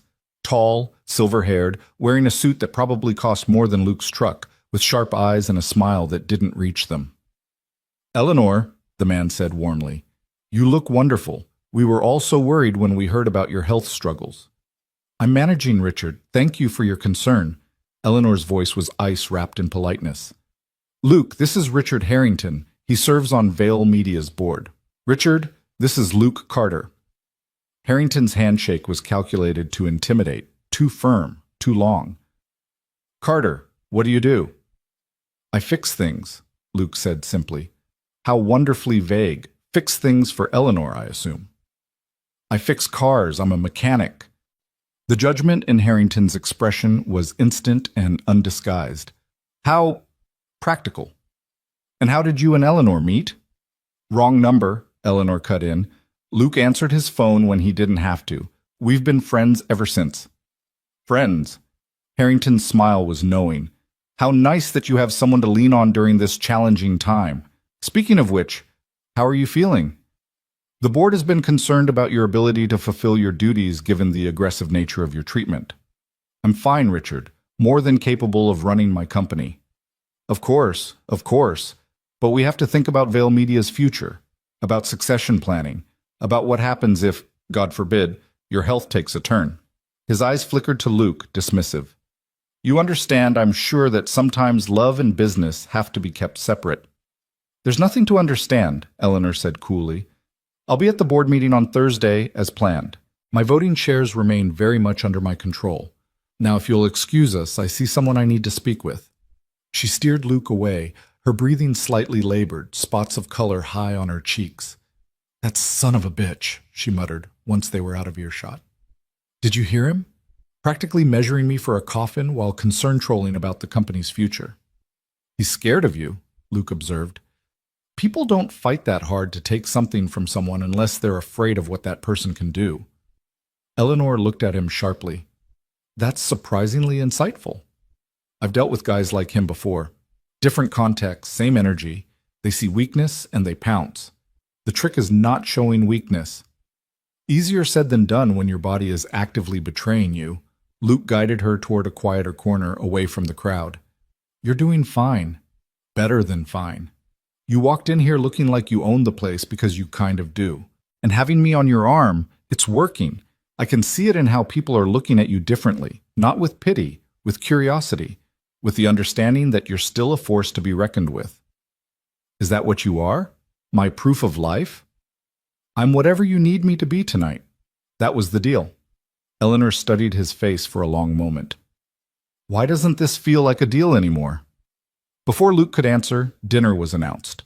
They found their assigned table, front and center, as befitted Vale Media's sponsorship status, and settled in for 4 courses of food Luke couldn't identify and wine he was too nervous to drink much of. The people at their table were polite but probing. A venture capitalist and his wife who wanted to know all about Luke's background. A city councilwoman who seemed genuinely charmed by his everyman authenticity. A tech CEO who kept steering conversation back to Vale Media's digital strategy until Eleanor shut him down with surgical precision. Through it all, Luke watched Eleanor work. She was brilliant at this, deflecting personal questions, steering business talk away from her vulnerability, laughing at the right moments, touching his arm in ways that suggested intimacy without confirming anything. She'd created a performance that told a story. Successful woman, serious illness, unexpected connection with someone real. It was compelling, because parts of it were true. During the speeches, something about arts funding and community impact, Eleanor leaned close and whispered, "You're doing great. I know this isn't your world, but you're handling it perfectly. I'm terrified I'm going to use the wrong fork." "There is no wrong fork. That's all made up nonsense to make people feel inferior." She squeezed his hand under the table. "Thank you for this. For being here. For making me look like I have my life together when we both know it's falling apart." "It's not falling apart. You're fighting. There's a difference." Before she could respond, Harrington's voice cut through the ballroom. He'd somehow secured the microphone during the transition between speakers. "If I could have everyone's attention for just a moment," he said, his smile practiced and predatory. "I know this isn't on the program, but I wanted to take a moment to recognize someone very special to all of us. Eleanor Vale, could you stand?" Eleanor's hand tightened painfully on Luke's. "Bastard," she breathed, but she stood, pasting on a gracious smile. "Eleanor has been through so much these past months," Harrington continued, his voice dripping with false concern, fighting an incredibly difficult illness while trying to maintain her responsibilities to Vale Media. "We're all inspired by her courage." He paused, letting the words sink in. "But we also recognize that sometimes the bravest thing we can do is accept help, accept that we can't do everything alone, that there are people ready and willing to carry the burden so we can focus on what's most important, our health, our recovery." The room had gone silent. Everyone understood what Harrington was really saying. "Step down, Eleanor. Let us take over while you die quietly." Eleanor's face was a mask, but Luke could see the fury beneath. This was a public ambush designed to make her look weak, to make any protest seem ungracious. Without thinking about the consequences, Luke stood. He had no microphone, no platform, but his voice carried in the sudden quiet. "Mr. Harrington is right about one thing," Luke said, every eye in the room turning to him. "Eleanor has been incredibly brave, but not just because she's fighting cancer. She's brave because she's doing it while men like him circle her company like vultures, using her illness as an excuse to take what she built." He looked directly at Harrington. "I'm just a mechanic. I fix broken things for a living. And from where I'm standing, the only thing broken about Vale Media is the people trying to break it." The room erupted. Some people started clapping. Others looked scandalized. Harrington's face had gone purple. Luke sat down, his heart hammering, wondering if he'd just destroyed everything. Eleanor's hand found his under the table, squeezing hard. "You beautiful idiot," she whispered. "You just declared war on one of the most powerful men in Portland. He started it. He's going to make you pay for that. Let him try." The dinner broke up shortly after, the evening's polite veneer shattered by the confrontation. People approached their table in waves, some to congratulate Luke's boldness, others to warn Eleanor that she was playing with fire, a few to inform them both that they'd just made themselves targets. Through it all, Eleanor held her head high, gracious and composed, while Luke stood beside her wondering what the hell he'd just done. When they finally escaped to the museum's side entrance where their car waited, Eleanor sagged against him, the evening's toll finally showing. "That was either the bravest or stupidest thing I've ever seen," she said. "Probably both. Harrington's going to come after you now, after both of us. He'll dig into your life, look for anything he can use to discredit you, try to make our relationship look fake or opportunistic." "It is fake and opportunistic. We have a contract." "Yes, but nobody else knows that. And if Harrington finds out, if he can prove I paid you to be here," Eleanor's voice shook, "it would destroy everything, prove I'm exactly the desperate, manipulative person he's claiming I am." Luke turned her to face him, his hands on her shoulders. "Listen to me. What we have isn't fake. The contract is just paperwork. But you and me? This friendship? That's real. I showed up because I wanted to. I stood up to Harrington because he was attacking someone I care about, not because you're paying me. Because it was the right thing to do." "You care about me?" Eleanor's voice was small, uncertain. "Of course I do. You think I spend my free time in chemo wards for just anyone?" Tears spilled down her cheeks, destroying the careful makeup. "Nobody cares about me. Not really. They care about my money or my company or what I can do for them. But nobody just cares." Well, I do. Get used to it. She laughed through the tears, and before Luke knew what was happening, she was hugging him. Not a polite social hug, but a real one, desperate and tight, like she was drowning and he was solid ground. He held her while she cried, not caring who might see, not caring about the arrangement or the contract or the complications. This woman needed someone. He could be that someone. It was that simple. I'm scared, she whispered against his shoulder. Harrington's going to come after us with everything he has. He'll find Mia, investigate you, twist whatever he finds into ammunition. I shouldn't have dragged you into this. I'm so sorry. Stop apologizing. I walked into this with my eyes open. Luke pulled back enough to meet her gaze. But you're right about one thing. Harrington's coming, so we need to be ready. The car ride home was quiet. Mia had fallen asleep in the back seat, exhausted from the kids' program and the late night. Eleanor sat beside Luke, staring out the window at the passing lights. Tell me about the board meeting, Luke said finally. What exactly happens there? Eleanor roused herself. Quarterly review, financial reports, and a vote on Harrington's proposal to restructure the executive committee, which is really a vote on whether I remain CEO or get kicked upstairs to some meaningless chairman position while he takes operational control. Can he win? With my shares? No. But if he can prove I'm unfit, either through my health or through some scandal, my voting proxy gets activated, and he wrote those proxy rules. So we make sure there's no scandal. We show up, united, strong. We make it clear that you're not alone, that you're not weak, that Vail Media is exactly where it should be, under your control. You make it sound simple. Maybe it is. Maybe we're overthinking this. Luke glanced at her. Harrington's counting on you being isolated, vulnerable. Every time we show up together, every time I stand beside you, we're proving him wrong. That's worth something. Eleanor was quiet for a long moment. Luke, when this is over, when the 6 months are up and the contract ends, what happens to us? The question hung in the air, weighted with implications neither of them was ready to examine. I don't know, Luke admitted. But that's a problem for future us. Right now, we focus on getting you through this. The cancer, the board, all of it, one day at a time. One day at a time, Eleanor echoed. I can do that. They dropped Eleanor at her mansion first. Luke walked her to the door, supporting her when she stumbled slightly on the steps. Thank you, she said. For tonight, for everything, for being you. Thank you for the suit. And for the dress for Mia. She'll remember this night for the rest of her life. Good. She deserves magical nights. Eleanor touched his cheek, a gesture so tender it made Luke's breath catch. You're a good man, Luke Carter, better than I deserve. You deserve good things, Eleanor. Start believing that. After she disappeared inside, Luke returned to the car where Mia was stirring awake. Dad? She mumbled. Did I dream the fancy party? Nope. All real. Eleanor's nice. I like her. Me too, baby. Are you going to marry her? Luke nearly drove off the road. What? No, we're just friends. Friends who look at each other like you hung the moon. I'm 10, Dad, not blind.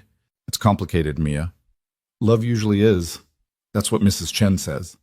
Luke pulled into their apartment complex, exhausted and overwhelmed. Who said anything about love? Nobody. But you should. Mia unbuckled her seatbelt, suddenly serious beyond her years. Mom would want you to be happy, and Eleanor needs someone, and you need someone. So maybe just think about it.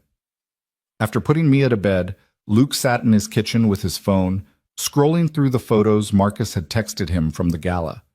There he was, in an expensive suit he'd never wear again, standing beside a woman dying of cancer, pretending to be something he wasn't.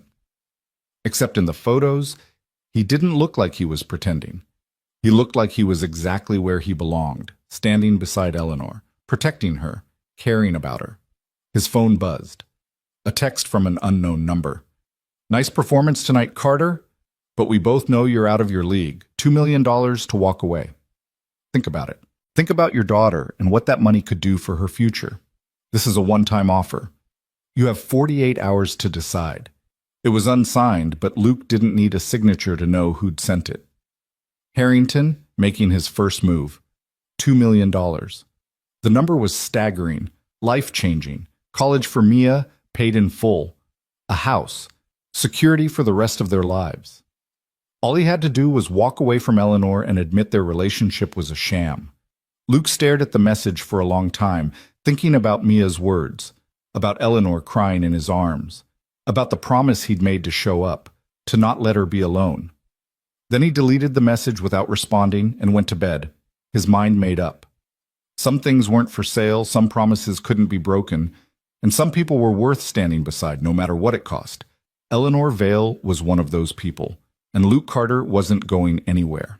Luke didn't tell Eleanor about Harrington's offer. Not when he picked her up for her next chemo session on Tuesday, not during the 4 brutal hours of watching poison drip into her veins, not even when she asked why he seemed distracted. Some battles you fought alone, and this was his. Harrington wanted him to think about Mia, about what $2 million could buy. The problem was, Luke had thought about it. He'd thought about it until dawn broke over Portland, turning his kitchen gray with morning light. And every time he imagined taking that money, walking away, leaving Eleanor to face Harrington and the cancer alone, he felt sick in a way that had nothing to do with exhaustion. So he'd made his choice. Now he just had to live with the consequences. Those consequences started arriving on Wednesday morning. Luke was under a Honda Civic at Martinez Auto Shop, his hands slick with transmission fluid, when Carlos appeared beside the lift. "Boss, there's some guy here to see you." She heard him. "Says it's important." Luke rolled out from under the car, wiping his hands on a rag that would never come clean. "Tell him I'm working. He can make an appointment." "Already tried. He's not taking no for an answer. Says he's a journalist." Luke's stomach dropped. He'd known this was coming, the media attention, the scrutiny, but he'd hoped for more time. "Give me 5 minutes." The journalist was waiting in the shop's tiny office, a thin man in his 30s with sharp eyes and a recorder already sitting on the desk between them. He introduced himself as Trevor Walsh from the Portland Tribune. "Mr. Carter, I'm doing a piece on Eleanor Vale and her relationship with you. Mind if I ask a few questions?" "I'm working. Make it quick." Walsh smiled, but it didn't reach his eyes. "How did you and Ms. Vale meet?" "Wrong number. She called me by accident. We became friends." "Friends? Is that what you'd call it? Because the photos from Saturday's gala suggest something more intimate." Luke crossed his arms. "Eleanor's going through a difficult time. I'm helping her. That's all you need to know." "Is she paying you? For your time, your companionship?" The question hit like a punch. Luke kept his face neutral. "Eleanor's my friend. Friends help each other." "Friends who sign contracts?" Walsh pulled out a folder and Luke's blood ran cold. Inside were copies, blurry but readable, of parts of their agreement. The dollar amounts were highlighted. "I have sources that say you and Ms. Vale have a financial arrangement, that you're essentially an employee posing as a romantic partner to make her look more stable to the board." Luke's mind raced. How had Walsh gotten this? The contract was confidential, locked in Eleanor's lawyer's office. Unless someone with access had leaked it, unless Harrington had connections Luke hadn't anticipated. "I'm not discussing my personal relationship with Eleanor in some tabloid hit piece," Luke said carefully. "If you've got questions about Vale Media's business practices, take them to their PR department. This isn't about business, Mr. Carter. This is about deception, about a dying woman so desperate to maintain control of her company that she hired someone to play her boyfriend. That's a story the public deserves to know." "The public doesn't deserve anything except to mind their own business. Eleanor's fighting cancer. She's fighting to keep what's hers. And yeah, I'm standing beside her while she does it. If that offends you or your readers, I don't know what to tell you." "So you're not denying the financial arrangement?" "I'm denying that you have any right to judge how 2 adults choose to support each other through a crisis. Now get out of my shop before I throw you out." Walsh stood slowly, gathering his folder. "The story is running tomorrow, Mr. Carter, with or without your cooperation. If you want to get ahead of it, now's your chance." "I've got nothing to say to you, but I'll tell you something off the record." Luke stepped closer, using his height advantage. "Eleanor Vale is one of the strongest people I've ever met. She's fighting impossible odds with more grace and courage than you'll ever understand. And if you or anyone else tries to tear her down while she's fighting for her life, You'll have to go through me first. Are we clear? Walsh's smile was knowing. Crystal clear. Thanks for your time, Mr. Carter. After he left, Luke immediately called Eleanor. She answered on the second ring, her voice tired. They know, Luke said without preamble. A journalist just left the shop. He has copies of our contract. He's running a story tomorrow about you paying me. Silence on the other end. Then quietly, Harrington? Has to be. Nobody else would benefit from this getting out. Luke, I'm so sorry. I should have anticipated this, should have protected you better. Stop apologizing and tell me what we do. How do we handle this? He could hear Eleanor thinking, her business mind working through scenarios. We own it. We tell the truth before he can twist it. The truth that you hired me? The truth that I needed help and you provided it. That yes, there's a contract because I'm not the kind of person who asks for charity, and you're not the kind of person who accepts it. That what started as an arrangement became real friendship. We control the narrative, Luke. That's the only way to win this. What about the board meeting tomorrow? Oh, Harrington's counting on this story to destroy me right before the vote. Show up looking like a gold digger, me looking like a desperate fool. It's brilliant strategy, actually. I'd admire it if it wasn't aimed at me. Luke leaned against the desk, exhaustion washing over him. I should take his offer. Walk away. Let you tell the board I was a mistake, that it's over. At least then you'd look like you came to your senses. No. Eleanor's voice was sharp. Absolutely not. That's exactly what he wants. He wants you gone so I look alone and vulnerable. We stick together, Luke. That was the deal. The deal's about to make both of us look like liars and frauds. So what? Let them think what they want. The people who matter will understand. The rest can go to hell. She paused. Unless you want out. If this is too much, if you want to protect Mia from the fallout, I understand. I'll release you from the contract, give you the full amount anyway. I don't want your money, Eleanor. I never did. Then what do you want?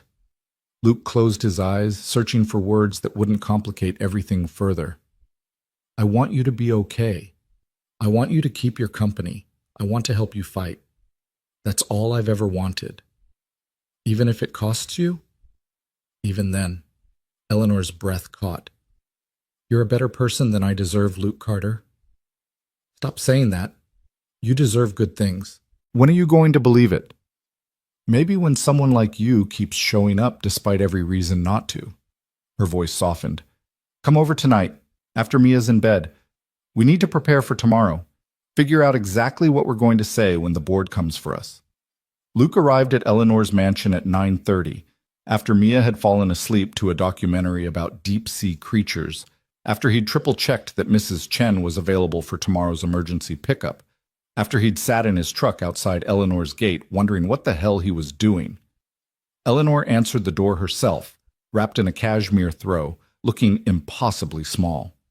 She'd lost more weight since the new protocol started. Her cheekbones were sharp enough to cut glass, her eyes huge in her thin face. But she was standing, fighting, refusing to give up. Come in, she said. I made coffee, or tried to. Turns out chemo kills your taste buds, and I have no idea if it's terrible. The coffee was fine. They sat in her living room with its floor-to-ceiling windows overlooking the city lights, and for a few minutes neither spoke. Just two people holding warm mugs, gathering strength for the battles ahead. Tell me about the board, Luke said finally. Who's on our side? Honestly, maybe 3 people out of 12. The rest are either with Harrington or too scared to oppose him. Eleanor set down her mug. He's been very careful, very strategic, never attacking me directly, always hiding behind concern for the company, for my health, for the shareholders. He's made it politically dangerous to support me. What about the press conference idea? Getting ahead of the story? My PR team drafted a statement. Basic facts.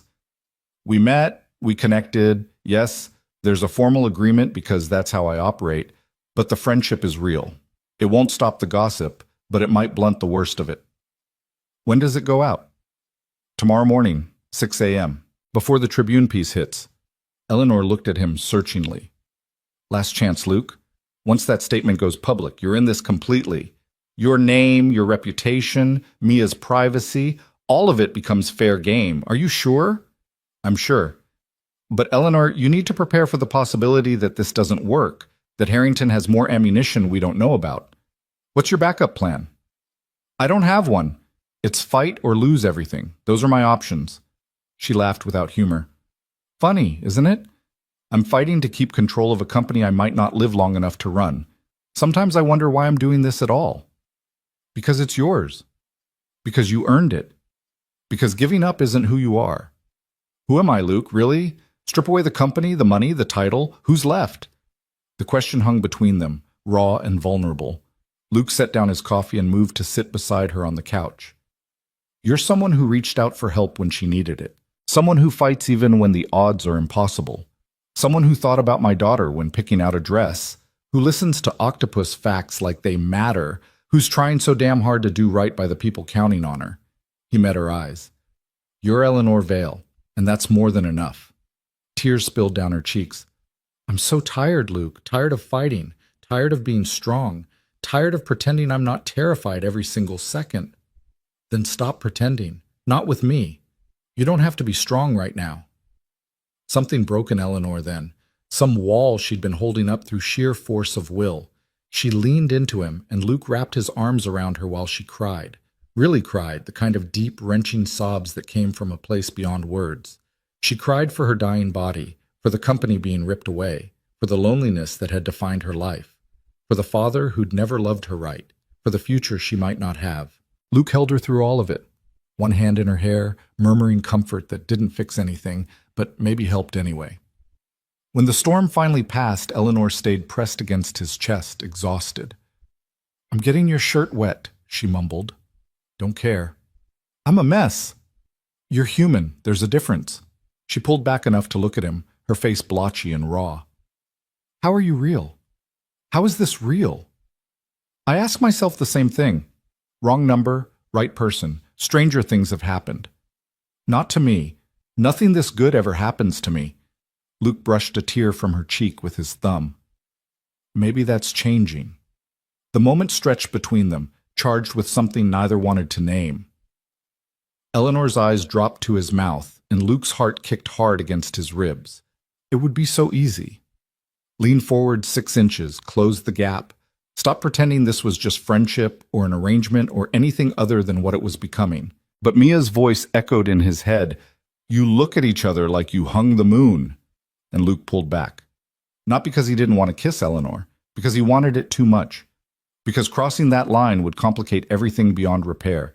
Because she was dying and he was being paid and nothing about this situation was simple enough for more. It's late, he said, his voice rougher than intended. You need rest before tomorrow. Disappointment flickered across Eleanor's face before she masked it. Right. Tomorrow. The battle begins. Luke stood, putting necessary distance between them. I'll pick you up at 1:30. That gives us time to prep before the 2 o'clock meeting. Luke? Eleanor stood too, pulling the throw tighter around herself. Thank you. For tonight. For holding me. For not running away screaming. Where would I run? We're in this together now. Together, Eleanor repeated softly. I like the sound of that. After Luke left, Eleanor stood at her window watching his taillights disappear down the long driveway. Her chest ached where his arms had been, her body remembering the warmth, the safety, the rightness of being held. She'd almost kissed him. Would have, if he hadn't pulled away first. And she didn't know whether to be grateful or devastated that he'd shown more sense than her. Because the truth was undeniable now, terrifying and impossible to ignore. She was falling for Luke Carter. Maybe had been since he'd walked into her hospital room at 2 a.m. Maybe it had started the moment he'd promised she wouldn't die alone. Maybe it was simply that kindness, when you'd been starved of it long enough, felt like falling in love. But it didn't matter what she felt. She was dying. He was being paid. And tomorrow, the world would learn their relationship was a lie, even though it had stopped being 1 week ago. Eleanor picked up her phone, scrolling through the PR statement one more time. The words were perfect, carefully crafted to tell just enough truth to be believable. But they couldn't capture the real story. That a wrong number had given her something she'd never had before. Someone who showed up not for her money, or her name, or what she could do for them, but simply because she'd asked. That was worth fighting for. even if the fight destroyed them both. Thursday morning broke cold and gray, matching Luke's mood. The PR statement had gone live at 6 a.m. By 7, his phone was exploding with texts. Carlos asking what the hell was going on. Mrs. Chen sending support and offering to keep Mia as long as needed. Journalists requesting interviews. Unknown numbers that were probably more of Harrington's people, testing his resolve. He ignored them all except Mrs. Chen, confirming she'd get Mia from school and keep her until late. He couldn't have his daughter caught up in whatever media circus was about to unfold. The Tribune story hit at 8, and it was worse than Luke had feared. Walsh had written it like an exposé, painting Eleanor as a desperate heiress clinging to power through manipulation. Luke as either a gold digger or a fool. The contract details were laid out in ugly precision. The dollar amounts, the timeline, the termination clauses. Everything designed to make their relationship look like exactly what it was, a business transaction. Except Walsh had missed the one detail that mattered. Somewhere between the contract signing and now, it had become real. Luke's phone rang. Eleanor. Don't read it, she said immediately. The Tribune piece. Don't torture yourself. Too late. It's bad, Eleanor. I know, my PR team is already drafting responses. But Luke, the board meeting is in 5 hours. I need you focused. Can you do that? Could he? Luke looked around his apartment, at Mia's homework scattered on the table, at the photo of Sarah on the bookshelf, at the life he'd built from nothing after losing everything. This world Eleanor was pulling him into, of media scrutiny and corporate warfare and public judgment, it wasn't his world. He was a mechanic who fixed broken cars and raised his daughter and tried to be good. But Eleanor needed him, and he'd made a promise. I'll be there at 1:30, he said. We'll face them together. Together, Eleanor echoed, and Luke heard the relief in her voice. Thank you. For not running, for staying even when every rational reason says you should go. Maybe I'm not rational about you. The words slipped out before Luke could stop them. Silence filled the line, heavy with everything they weren't saying. Luke, Eleanor started. See you at 1:30. He hung up before either of them could make this more complicated. Vale Tower. Downtown was a monument to corporate power, all steel and glass reaching toward the sky like a middle finger to the clouds. Luke had driven past it 1,000 times without really seeing it. Now, walking through the marble lobby toward the private elevators, he felt its weight. This was Eleanor's world. Money and influence and power games he barely understood. Eleanor was waiting by the elevators, flanked by 2 assistants who looked like they hadn't slept. She dressed for battle, a navy suit that hung slightly off her thin frame, her head wrapped in an elegant scarf, makeup doing its best to hide the evidence of illness. She looked small and fierce and terrified. Luke! She dismissed the assistants with a gesture and took his arm. Ready? No, but I'm here anyway. That's all I need. They stepped into the elevator, and Eleanor pressed the button for the 40th floor. As they rose, she briefed him quickly. The board meets in the main conference room. There's a gallery where you can watch. I need you visible, Luke. I need them to see you're still here, that the Tribune piece didn't scare you off. What about Harrington? Oh, he'll be there, probably already working the room, showing everyone the article, whispering about my poor judgment and declining mental state. Eleanor's voice was bitter. But I've got the votes. Barely. As long as I can stand up there and prove I'm capable, we win. The elevator doors opened onto a hushed corridor. Through the glass walls of the conference room ahead, Luke could see board members gathering, expensive suits, tablets, and phones, the atmosphere of people about to decide someone's fate. Richard Harrington stood near the head of the table, his silver hair catching the light, his expression confident. When he saw Eleanor and Luke emerge from the elevator, his smile sharpened. Eleanor, he called out warmly, as if they were old friends. And Mr. Carter, how brave of you both to show up after this morning's revelations. Eleanor's grip on Luke's arm tightened, but her voice remained level. Richard, shall we get started? I know everyone's time is valuable. Of course, but first I think we need to address the elephant in the room. The Tribune piece raises serious questions about your judgment, Eleanor. Hiring someone to pose as your romantic partner? That's not the behavior of someone fit to run a multi-billion-dollar company. I didn't hire anyone to pose as anything.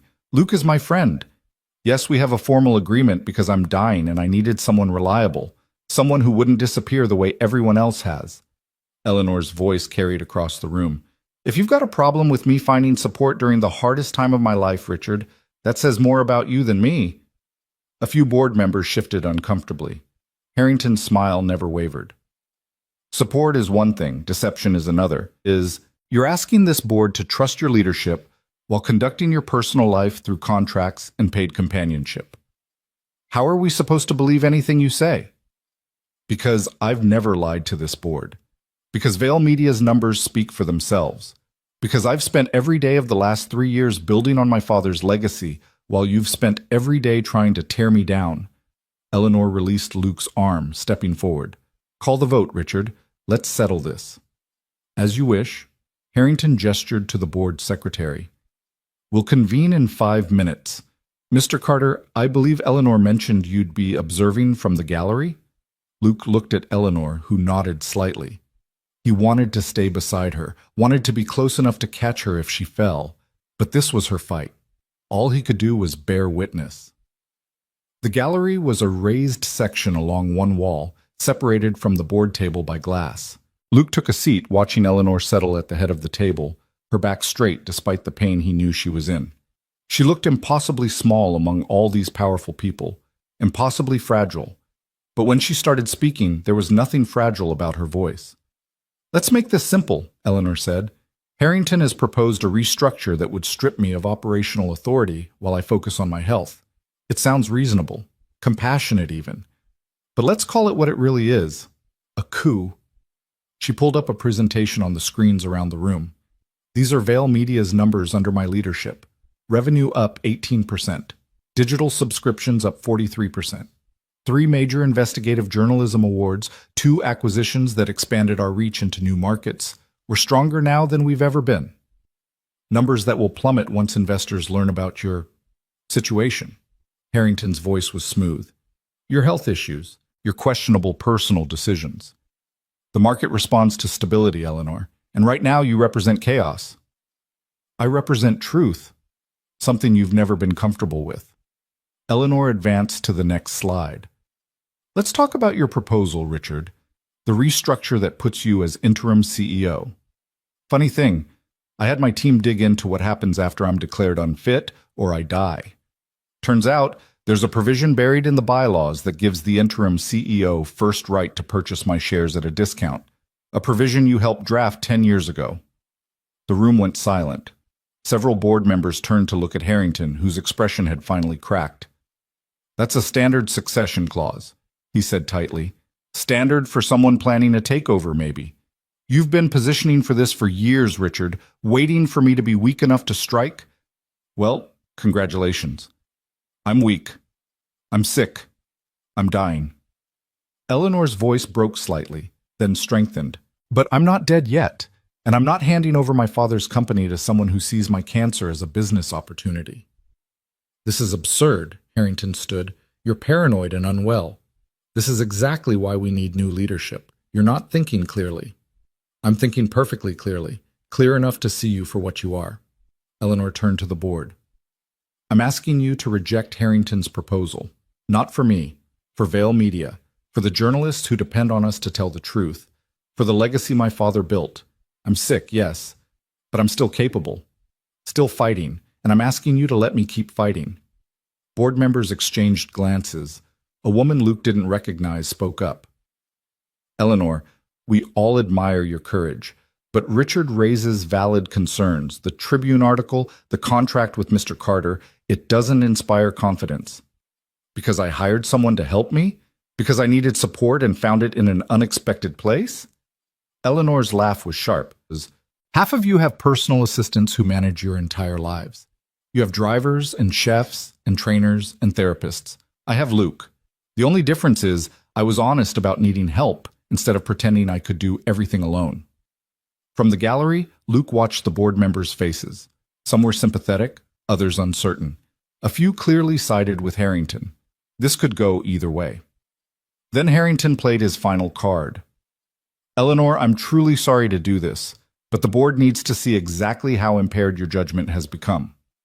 He nodded to an assistant who pulled up new images on the screens. Photos of Luke and Eleanor at the gala, but not the polite public photos. These were different. Intimate moments captured when they thought no one was watching. Luke's hand on the small of Eleanor's back. Eleanor leaning into him, her face unguarded. A moment outside when she'd hugged him, desperate and real. These were taken Saturday night, Harrington continued. They show what we all suspected.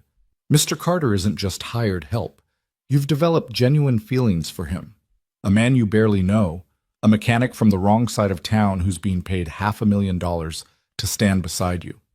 This is the judgment of someone fit to run Vale Media? This is stability? Eleanor's face had gone white. Those photos exposed something private, something real. They made her look exactly like what Harrington was claiming, desperate, lonely, grasping at connection wherever she could find it. Luke was out of his seat before he knew he was moving. He didn't care about protocol or rules or the fact that he wasn't supposed to be part of this meeting. He walked straight through the conference room doors, past the startled secretary, right up to the table where Eleanor sat looking shattered. You want to question her judgment? Luke's voice carried across the room. Fine. Let's talk about judgment. Eleanor's judgment saved Vale Media from 3 hostile takeover attempts in 2 years. Her judgment launched a digital platform that's now the company's primary revenue source. Her judgment put investigative journalism back at the center of what you do, winning awards and actually making a difference in people's lives. Mr. Carter, this is a closed meeting, Harrington started. I don't care. You brought me into this when you decided to use me as proof Eleanor's unfit, so let me tell you what I see. Luke looked around the table, meeting each board member's eyes. I see a woman fighting cancer with more courage than most people have in their entire healthy lives. I see someone who refuses to quit even when everyone's telling her to step down and die quietly. Yeah, she hired me, because everyone else abandoned her. Her fiancé left, her so-called friends disappeared, and you, he pointed at Harrington, you started circling like a shark the moment you smelled blood in the water. This is highly inappropriate. Harrington's face had gone red. Security, let him speak. The command came from Eleanor, who'd found her voice again. Luke has as much right to defend me as you have to attack me, Richard. Luke moved to stand beside Eleanor's chair, his hand finding her shoulder. You're right about one thing, Harrington. Eleanor has feelings for me, real ones. And yeah, I've got feelings for her too. That wasn't part of the contract. That wasn't something either of us planned. It just happened, because that's what happens when 2 people show up for each other through the worst things life can throw at them. He could feel Eleanor trembling under his hand, could sense her tears, even though he wasn't looking at her. But those feelings don't make her weak, Luke continued.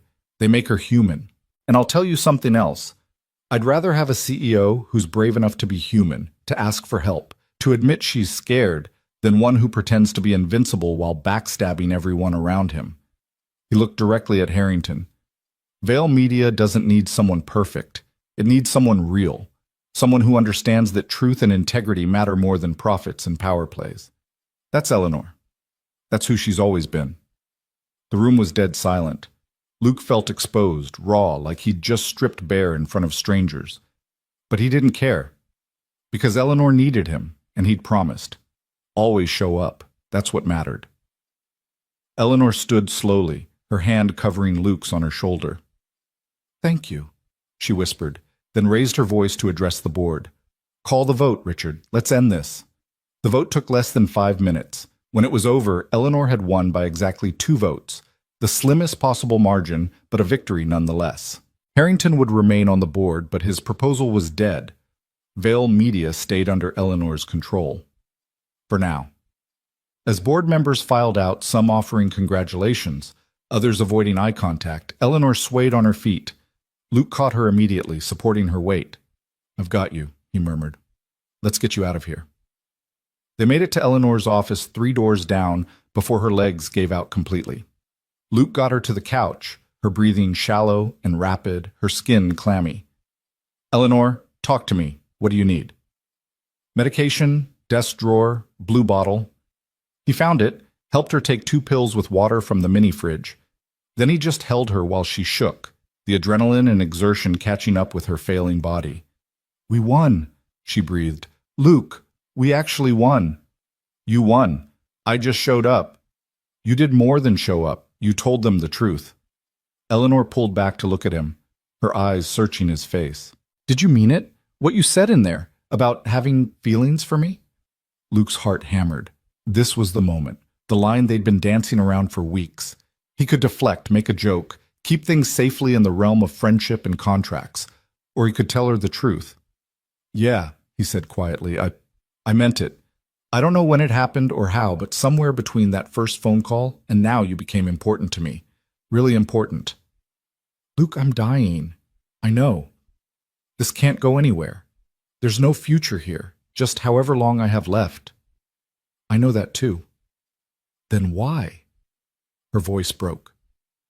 "Why would you let yourself care about someone who's not going to be here?" Luke cupped her face in his hands, gentle but sure. "Because you're here now. Because every moment matters, even the hard ones. Because you're worth it, Eleanor Vale, even if we only get a little time." He paused, his thumb brushing away a tear. "And because I tried not to care about you and I failed completely, so we might as well stop pretending." Eleanor's laugh was watery. "This is the worst idea ever." "Probably. We're going to get hurt. Definitely. I'm still dying. I'm still here." She kissed him then, closing the last inches between them, her lips soft and desperate and real. Luke kissed her back, tasting salt from her tears, feeling her hands fist in his shirt like she was afraid he'd disappear. It wasn't a contract kiss or a performance for anyone's benefit. It was just them, finally honest, finally real. When they broke apart, both breathless, Eleanor pressed her forehead to his. "What are we doing?" she whispered. "I have no idea. But we're doing it together." "Together," Eleanor repeated, and this time it sounded like a promise. Outside the office windows, Portland spread out below them, indifferent to their small drama. The world kept turning. Harrington was already plotting his next move. The cancer was still there, still winning. Tomorrow would bring new challenges, new fights. But right now, in this moment, they had each other. And for two people who'd started with a wrong number and a desperate plea at 2 a.m, that was everything. They stayed in Eleanor's office until the sky outside turned from gray to deep purple, neither willing to break the spell of what had just happened. Luke sat on the couch with Eleanor curled against him, her head on his chest, his arms wrapped around her like he could protect her from everything coming. They didn't talk much.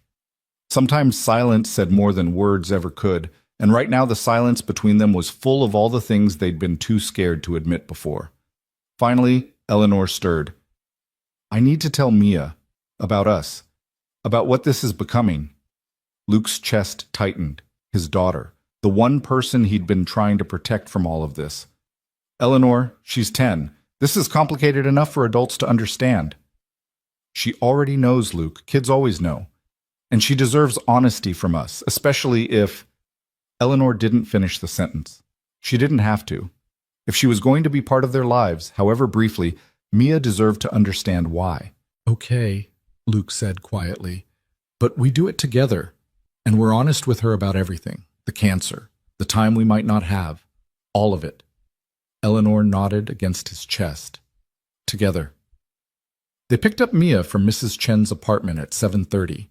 Their neighbor took one look at them.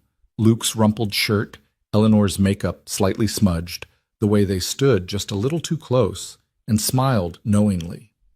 "I'll send Mia right out," Mrs. Chen said. "And Luke? Sometimes the bravest thing we do is let ourselves be happy, even when we're scared. Remember that." In the car, Mia chattered about her day, about the math test she'd aced, about how Zoe's family had decided not to move after all. But Luke could see her watching them in the rearview mirror, her sharp eyes noting every glance between Luke and Eleanor, every small touch. When they pulled up to Eleanor's mansion instead of their apartment, Mia went quiet.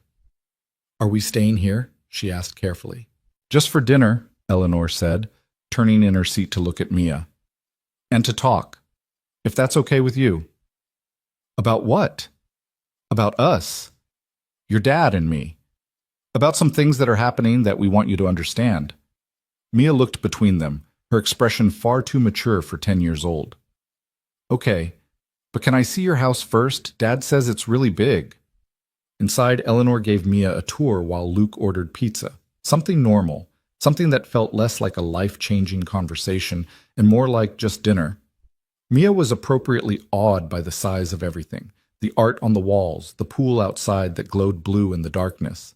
But Luke noticed she was most interested in the small things, the books on Eleanor's nightstand, the photos in silver frames, the cozy reading nook by the window where Eleanor admitted she spent most of her time. "Do you live here all alone?" Mia asked as they returned downstairs. "Mostly. It's too big for one person, really. Sometimes it feels more like a museum than a home." "That sounds lonely." Eleanor's smile was sad.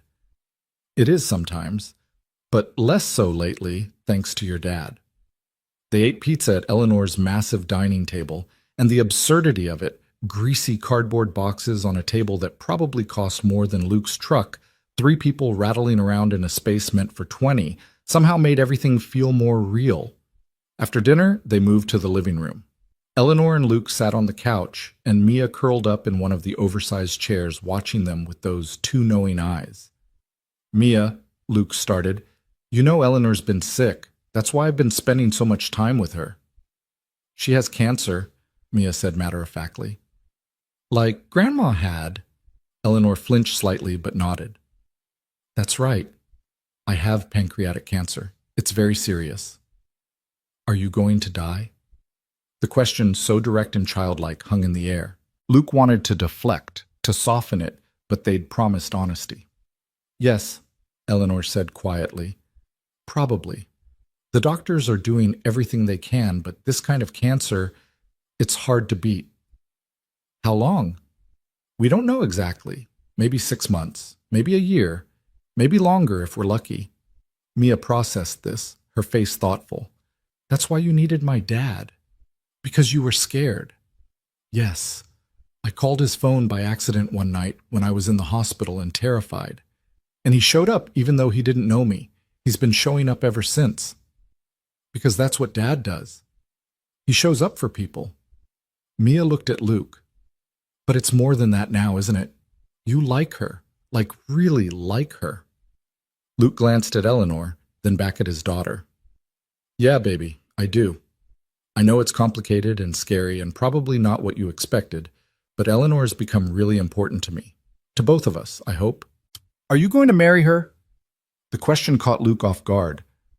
We haven't talked about—" "I don't know," Eleanor interrupted gently. "We're taking things one day at a time.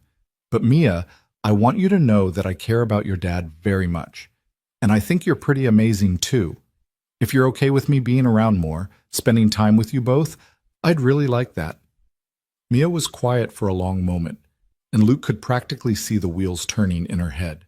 His brilliant, perceptive daughter, weighing this new reality against everything she'd known before. "Mom died," Mia said finally. "And it really hurt. Like the worst thing ever. And if you die too, Eleanor, it's going to hurt Dad. And me, if I let myself care about you. So I need to know, are you worth it? Is the time we get with you worth how much it's going to hurt when you're gone?" Eleanor's eyes filled with tears. "I don't know if I'm worth it, Mia. But I promise you this.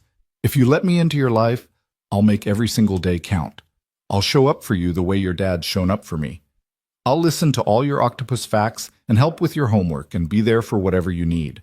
I can't promise forever, but I can promise that the time we have will matter." Mia looked at Luke. "What do you think, Dad?" "I think," Luke said carefully, "that nothing in life is guaranteed. Not for any of us. Your mom taught me that. And I think Eleanor's right. It's going to hurt when we lose her. But baby, the alternative is not letting her in at all. Not having these months or weeks or however long we get. And I don't know about you, but I'd rather have something beautiful and painful than nothing at all." "Like Mom," Mia said softly. "You'd rather have had her for the time you did than never met her at all." "Exactly like that." Mia stood up, walked over to Eleanor, and studied her face carefully. Then, with a solemnity that broke Luke's heart, she held out her hand. "Okay," she said, You can be part of our family, but you have to promise that if you're going to leave anyway, you'll at least make it worth remembering. Eleanor took Mia's small hand, tears streaming down her face. I promise, cross my heart. Also, I'm going to tell you a lot of ocean facts. That's non-negotiable. Eleanor laughed through her tears. I'm counting on it. Mia climbed onto the couch between them, and suddenly they were a unit. 3 people who'd found each other through the strangest circumstances, choosing to be family, even though time was working against them.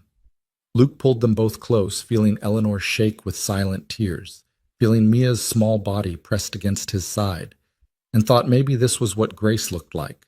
Not perfection, not easy answers, just people showing up for each other when it mattered most. The weeks that followed developed a rhythm. Luke would take Mia to school, work a full day at the shop, then spend evenings at Eleanor's mansion.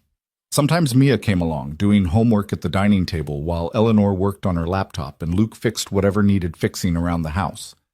Other times, when Eleanor was too sick from chemo, Luke came alone after Mia was asleep, holding Eleanor through the worst of it, learning the particular cruelty of watching someone you loved fight a battle they couldn't win.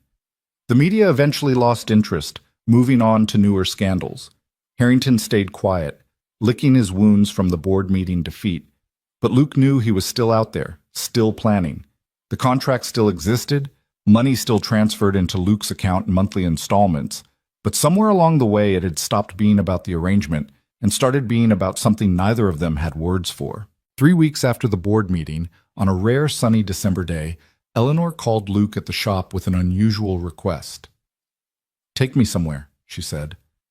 "Somewhere that matters to you. I want to see your world, not just show you mine." So Luke took her to places he'd never shared with anyone since Sarah died. The community center where he'd met his wife, now running an after-school program that Mia attended twice a week. The tiny Mexican restaurant where he and Sarah had their first date, still serving the same incredible tacos. The bench by the river where he'd proposed, overlooking the water, the city skyline in the distance. "I come here sometimes," Luke admitted as they sat on the bench, Eleanor bundled in a thick coat, a blanket across her lap. "When everything feels too heavy, when I need to remember why I keep going." "Sarah?" Eleanor asked. "Yeah. This was her favorite spot. She said you could see the whole city from here, all its possibilities. She was good at seeing possibilities in things." He paused. "I think she'd like you. Even though I'm stealing time with you that should have been hers?" "You're not stealing anything. Sarah's gone. But she'd want me to be happy. Would want Mia to see that love isn't something you only get once, that opening your heart again doesn't mean forgetting what you had before." Eleanor leaned her head on his shoulder. "I never thought I'd have this. Someone who sees me, really sees me, without all the money and power and walls I put up. Someone who loves me despite knowing exactly how broken I am." "You're not broken. You're fighting. There's a difference." "I'm tired of fighting, Luke. Some days I wonder if I should just let go.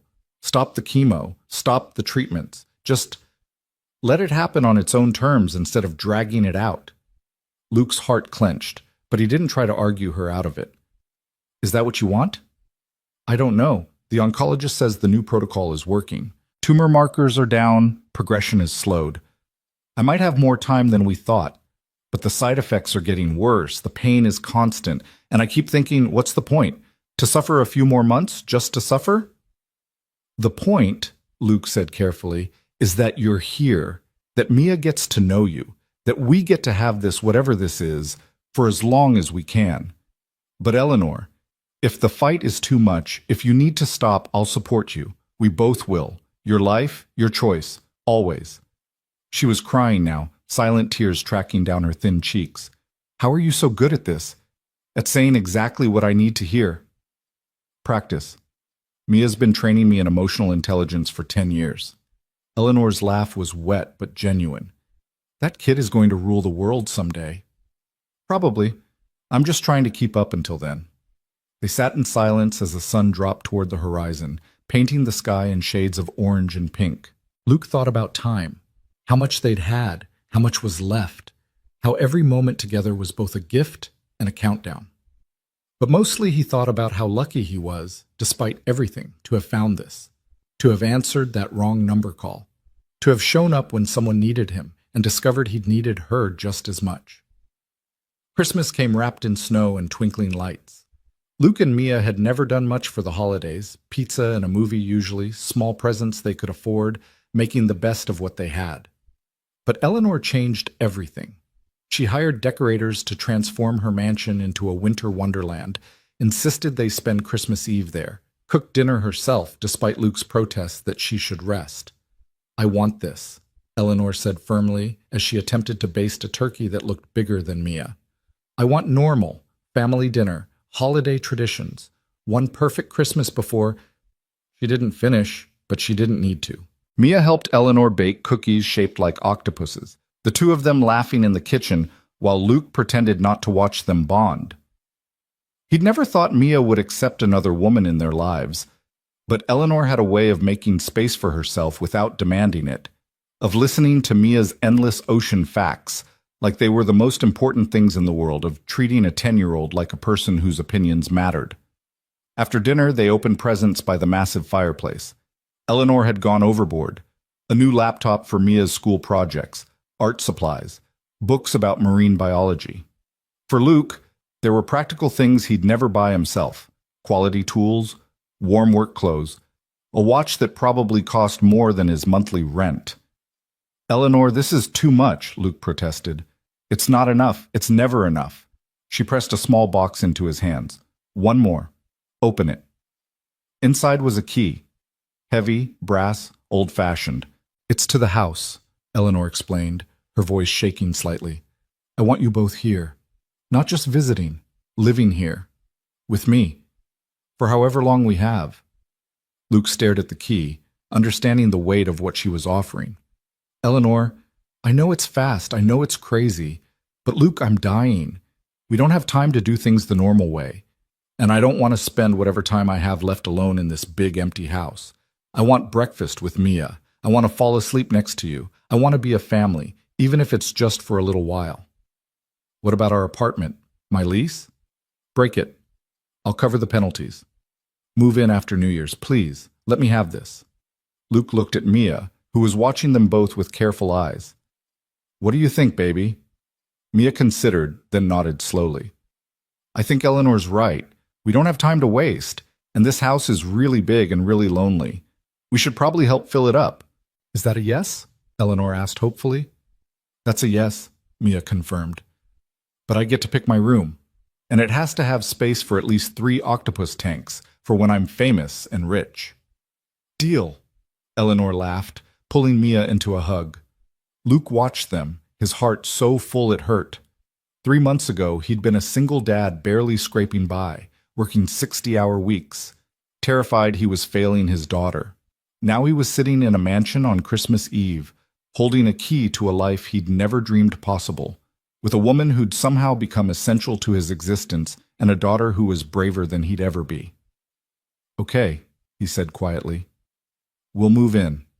But Eleanor, promise me something." "Anything. Promise me you'll keep fighting. Take the treatments. Don't give up, because we need you. Mia needs you. I need you." Eleanor's eyes filled with tears. "I promise. As long as I have you both, I'll keep fighting." They moved in the first week of January, Luke's entire life fitting into 3 carloads. It was humbling and liberating at once, realizing how little he'd actually accumulated in 35 years. Clothes, tools, Mia's things, a few photos. That was it. Everything that mattered fit in his truck. Eleanor had prepared rooms for them. Mia got the bedroom she'd picked out, with windows overlooking the pool and enough space for the marine biology laboratory she was already planning. Luke's things went into Eleanor's master suite, and that first night, lying in bed beside her in the dark, listening to her breathe, Luke felt something settle in his chest that had been unsettled since Sarah died. "Thank you," Eleanor whispered, "for taking a chance on me. On us. Thank you for giving me a reason to." January turned into February. The Portland rain returned with a vengeance, turning the city gray and cold. Eleanor's health fluctuated. Good days where she could almost pass for healthy, bad days where she couldn't get out of bed. Luke learned the rhythm of her medications, the signs of an oncoming crisis, how to help without making her feel helpless. Mia adjusted to her new school closer to Eleanor's neighborhood, made new friends, but always rushed home after classes to spend time with Eleanor. They developed routines. Breakfast together every morning. Mia's homework at the dining table while Luke and Eleanor cooked dinner. Movie nights on Fridays. Sunday visits to Luke's bench by the river. All three of them now. Eleanor wrapped in blankets while Mia threw stones into the water, and Luke held Eleanor close. Dr. Patel was cautiously optimistic. The tumor markers continued to drop. The CT scans showed stabilization, maybe even slight regression. It wasn't a cure. There was no cure, but it was time. Precious, unexpected time. "You're responding better than I hoped, Dr. Patel told Eleanor at her February checkup, Luke beside her holding her hand. "I'm not ready to use the word remission, but we're heading in that direction. If this continues, you could have years instead of months." Years. The word hung in the air like a miracle. Luke felt Eleanor's grip tighten on his hand, felt her body shake with the weight of that possibility. "Years," she repeated numbly. "I could have years. No guarantees. Cancer is unpredictable. But yes, if your body keeps responding this way, years is possible. Maybe even many years." After they left the appointment, Eleanor couldn't stop crying. Luke drove them to the river, to their bench, and held her while she sobbed. "I was so ready to die," she gasped. "I'd made peace with it, and now I might get to live? Luke, what do I do with that? How do I plan for a future I thought I'd never have?" "One day at a time. That's all any of us can do." "But what about us? Our arrangement? The contract ends in May. What happens then?" Luke turned her to face him, cupping her face in his hands. "Eleanor, that contract stopped mattering months ago. I'm not here because you're paying me. I'm here because I love you, because somewhere between that first phone call and now, you became my future, contract or no contract." "You love me?" Her voice was small, disbelieving. "Of course I love you. How could I not? You're brilliant and fierce and brave, and you make terrible coffee, and you listen to Mia's octopus facts like they're poetry. I love everything about you." "Even that I'm dying?" "You're not dying anymore. You're living, and I want to be part of that life, for as long as you'll have me." Eleanor kissed him then, desperate and deep, tasting like salt and hope. "I love you too," she whispered against his mouth. "I think I have since you walked into my hospital room and promised I wouldn't die alone. You saved my life, Luke Carter, in every way that matters." Spring came to Portland slowly, the rain finally breaking to reveal green shoots and cherry blossoms. Eleanor's strength returned gradually. She went back to Vail Media part-time, working from home on good days, attending key meetings in person when necessary. Harrington had resigned from the board in March, quietly taking a position at a competitor, his coup attempt permanently thwarted. Eleanor promoted younger blood to the board, people who shared her vision for truth and integrity in journalism. In April, on a sunny Saturday morning, Eleanor called a family meeting. Luke and Mia gathered in the living room, curious. Eleanor looked nervous, her hands fidgeting with a small box Luke recognized from his jewelry store run 3 days ago. "I need to ask you both something," Eleanor began, "and I need you to be completely honest, because this only works if we all agree." "Okay," Mia said slowly, exchanging a glance with Luke. Eleanor took a deep breath, then got down on one knee in front of Luke, wincing slightly at the movement. "Luke Carter, you answered a wrong number that was exactly right. You showed up when no one else would. You loved me when I was dying, and you're loving me through living. You and Mia have given me something I never thought I'd have, a family. So I'm asking you, in front of the most important person in your life, will you marry me?" Luke stared at the ring in the box, simple, beautiful, perfect, and felt his throat close with emotion. "Eleanor." "Wait, she's not done," Mia interrupted, grinning. "Eleanor asked me yesterday if it was okay if she proposed to you, and I said only if she did it right." Eleanor turned to Mia, still on one knee. "Mia Carter, will you let me officially be part of your family? Will you let me be there for school events and science fairs and all your future accomplishments? Will you teach me everything about octopuses and be patient when I get things wrong? Will you give me a chance to love you the way you deserve to be loved?" Mia's eyes filled with tears. You're asking me too? Of course. You're part of this family. Luke can't say yes unless you do too. Then yes, Mia whispered. Yes, you can be my family. You can be my... She hesitated. You don't have to call me Mom, Eleanor said gently. I'm not trying to replace Sarah. I could never replace her. But I can be something else, something new. Whatever you're comfortable with. What about Eleanor Mom? Mia suggested. Like, you're Eleanor, but also you're my mom. Is that weird? That's perfect, Eleanor said, her voice breaking. Mia launched herself at Eleanor, nearly knocking her over. Luke joined them on the floor, all three of them tangled together, laughing and crying. Is that a yes? Eleanor asked Luke when they finally pulled apart. Will you marry me? On one condition, Luke said. Name it. The contract. We tear it up, right now. No more payments, no more arrangement. Just us, choosing each other for real. Eleanor nodded. Done. It's been sitting in my desk drawer for weeks. I haven't cashed a check since January. Luke, I'd marry you if you were broke and I was dying. Money was never what this was about. Then yes, Luke said, sliding the ring onto his finger. Yes, I'll marry you. Though technically, I should be the one proposing. Too late. I did it first. You can propose next time. Next time? Mia giggled. How many times are you planning to get married? As many as it takes, Eleanor said, pulling them both close. Forever, if we're lucky. They got married in May, 3 days after Eleanor's contract officially expired, at the community center where Luke and Sarah had met. It was small. Mrs. Chen, Carlos, and the guys from the shop, Eleanor's few remaining friends from Vale Media, Mia as both flower girl and best woman, Dr. Patel and his wife. No press, no photographers, just people who loved them, gathered to witness two people who'd found each other through a wrong number, choose each other for real. Eleanor wore a simple cream dress that actually fit her now that she'd gained weight back. Her hair had started growing in, soft and copper like she'd described, still too short for much, but hers again. Luke wore his suit from the gala, properly tailored now, and couldn't stop staring at his bride like she was a miracle. Because she was. They both were.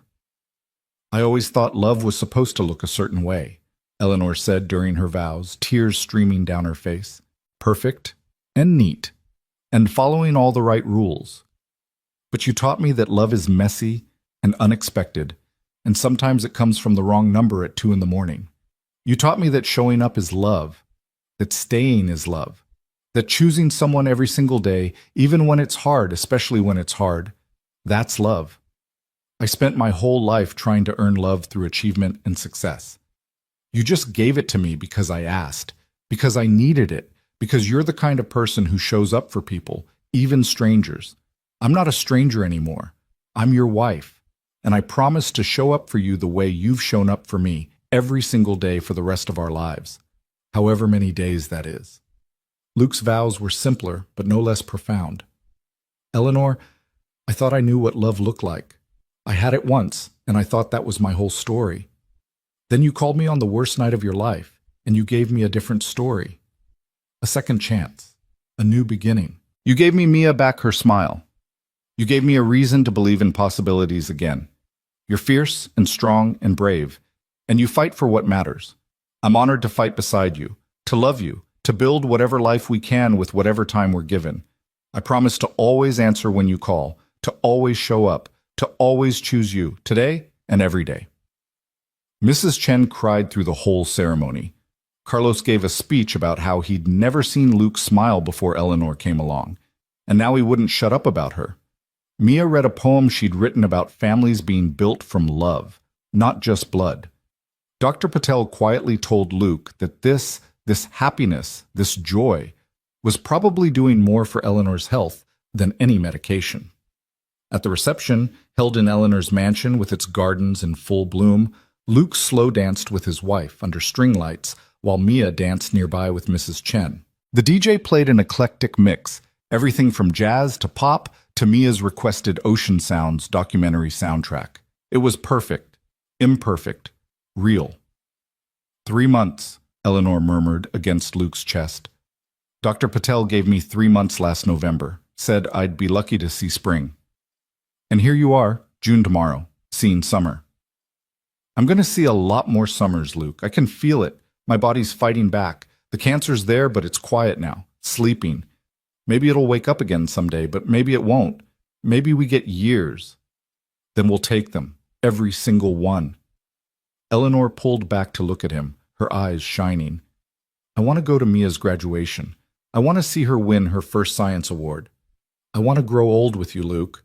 I want all the normal, boring, beautiful things I thought I'd never have. Then that's what we'll do. We'll be normal and boring and beautiful together. Nothing about us is normal. No, Luke agreed, spinning her slowly. But it's ours. The party went late into the evening. Mia fell asleep on one of the couches, still in her flower girl dress, clutching the stuffed octopus Eleanor had given her as a thank you for being in the wedding. Luke carried her up to her room, tucking her in, brushing hair from her face. "Dad?" Mia mumbled, half asleep. "Is this real? Are we really a family now?" "Yeah, baby, we really are." "Good. I like Eleanor, Mom. She's good at being here." "She is. We got lucky." "No," Mia said, her eyes drifting closed. "Eleanor got lucky. Because she got you, and you always show up." After Mia was asleep, Luke found Eleanor on their bedroom balcony, overlooking the city lights, a blanket wrapped around her shoulders against the cool night air. He joined her, wrapping his arms around her from behind. "Mrs. Carter," he said, testing out the name. "I'm keeping veil professionally, but yes, Mrs. Carter at home. I like how it sounds." "Me too." They stood in silence, watching Portland sparkle below them. Somewhere out there, someone was probably having the worst night of their life. Someone was scared and alone and reaching for help. Luke thought about the chain of events that had led him here, a random number, a desperate call, a decision to show up when logic said to hang up. How easily he could have made a different choice. How easily this perfect moment might never have existed. "What are you thinking?" Eleanor asked. "That I'm grateful. For the wrong number. For you calling me instead of someone else. For every single moment that led us here. Even the hard ones? Especially the hard ones. They made this matter more." Eleanor turned in his arms, looking up at him with eyes that held their whole improbable story. "I love you, Luke Carter. Thank you for answering the phone." "I love you too. Thank you for calling." They kissed under the stars, two people who'd found each other in the dark, who'd chosen each other again and again, who'd built something beautiful from fear and loneliness, and one desperate moment of connection. Inside, Mia slept peacefully in her ocean-themed bedroom, dreaming of marine biology and the future she'd have with two parents who loved her. Downstairs, the remnants of a wedding celebration waited to be cleaned up in the morning. In Luke's wallet was a photo of Sarah, carried always, remembered always, but no longer the only love story he had to tell. And in Eleanor's body, cells fought their quiet battle, the cancer held at bay by medicine and stubbornness, and maybe, just maybe, the healing power of having something to live for. 3 years later, Eleanor would be declared in remission. 5 years later, she'd walk Mia across the stage at her high school graduation. 7 years later, she'd cry at Mia's college acceptance to the best marine biology program in the country. 10 years later, she'd still be here, still fighting, still living, still proving that sometimes the stories that start with wrong numbers end exactly right. But that night, on their wedding night, they didn't know any of that. They just knew they had each other, and tomorrow, and whatever came after. They knew that showing up mattered, that love mattered, that sometimes the bravest thing you could do was answer the phone at 2 in the morning and say yes to someone who needed you. Sometimes wrong numbers led you exactly where you needed to be. Sometimes asking for help saved your life. Sometimes strangers became family. Sometimes dying became living. Sometimes the hardest stories had the happiest endings. And sometimes, if you were very lucky, you found the person who would show up for you again and again, in the darkness and the light, in sickness and health, until death did you part and maybe even beyond. Luke and Eleanor had found that, had built that, had become that for each other. And it all started with a wrong number, a desperate plea, and a mechanic who decided that showing up for a stranger was worth it, even when nothing made sense, even when the odds were impossible, even when every logical reason said to hang up and go back to sleep. He'd answered, she'd asked, they'd both shown up. And in showing up, they'd found everything: home, family, love, life. The wrong number had given them all of it. The right person at the right time, disguised as a mistake. The best mistake Luke Carter ever made. The luckiest call Eleanor Vale ever dialed. Together they'd turned midnight desperation into morning hope. Turned 6 months into forever. Turned a contract into a marriage. Turned strangers into soulmates. And every day for the rest of their lives, they'd be grateful for that one moment when Luke's phone rang in the dark, and he chose compassion over convenience, chose showing up over staying safe, chose love before he even knew that's what he was choosing. Because that's what heroes do. Not the ones in movies or books, but the real ones. The mechanics and single dads and ordinary people who just keep showing up, keep choosing kindness, keep answering the phone when someone needs them. Luke Carter was that kind of hero. Eleanor Vale was brave enough to call him, and Mia Carter was wise enough to see that sometimes families are built from wrong numbers and right hearts. Together, they proved that love isn't about perfect timing or ideal circumstances. It's about showing up. It's about staying. It's about choosing each other, day after day, fight after fight, victory after victory. It's about answering the call, every single time, and living happily ever after, one showed up moment at a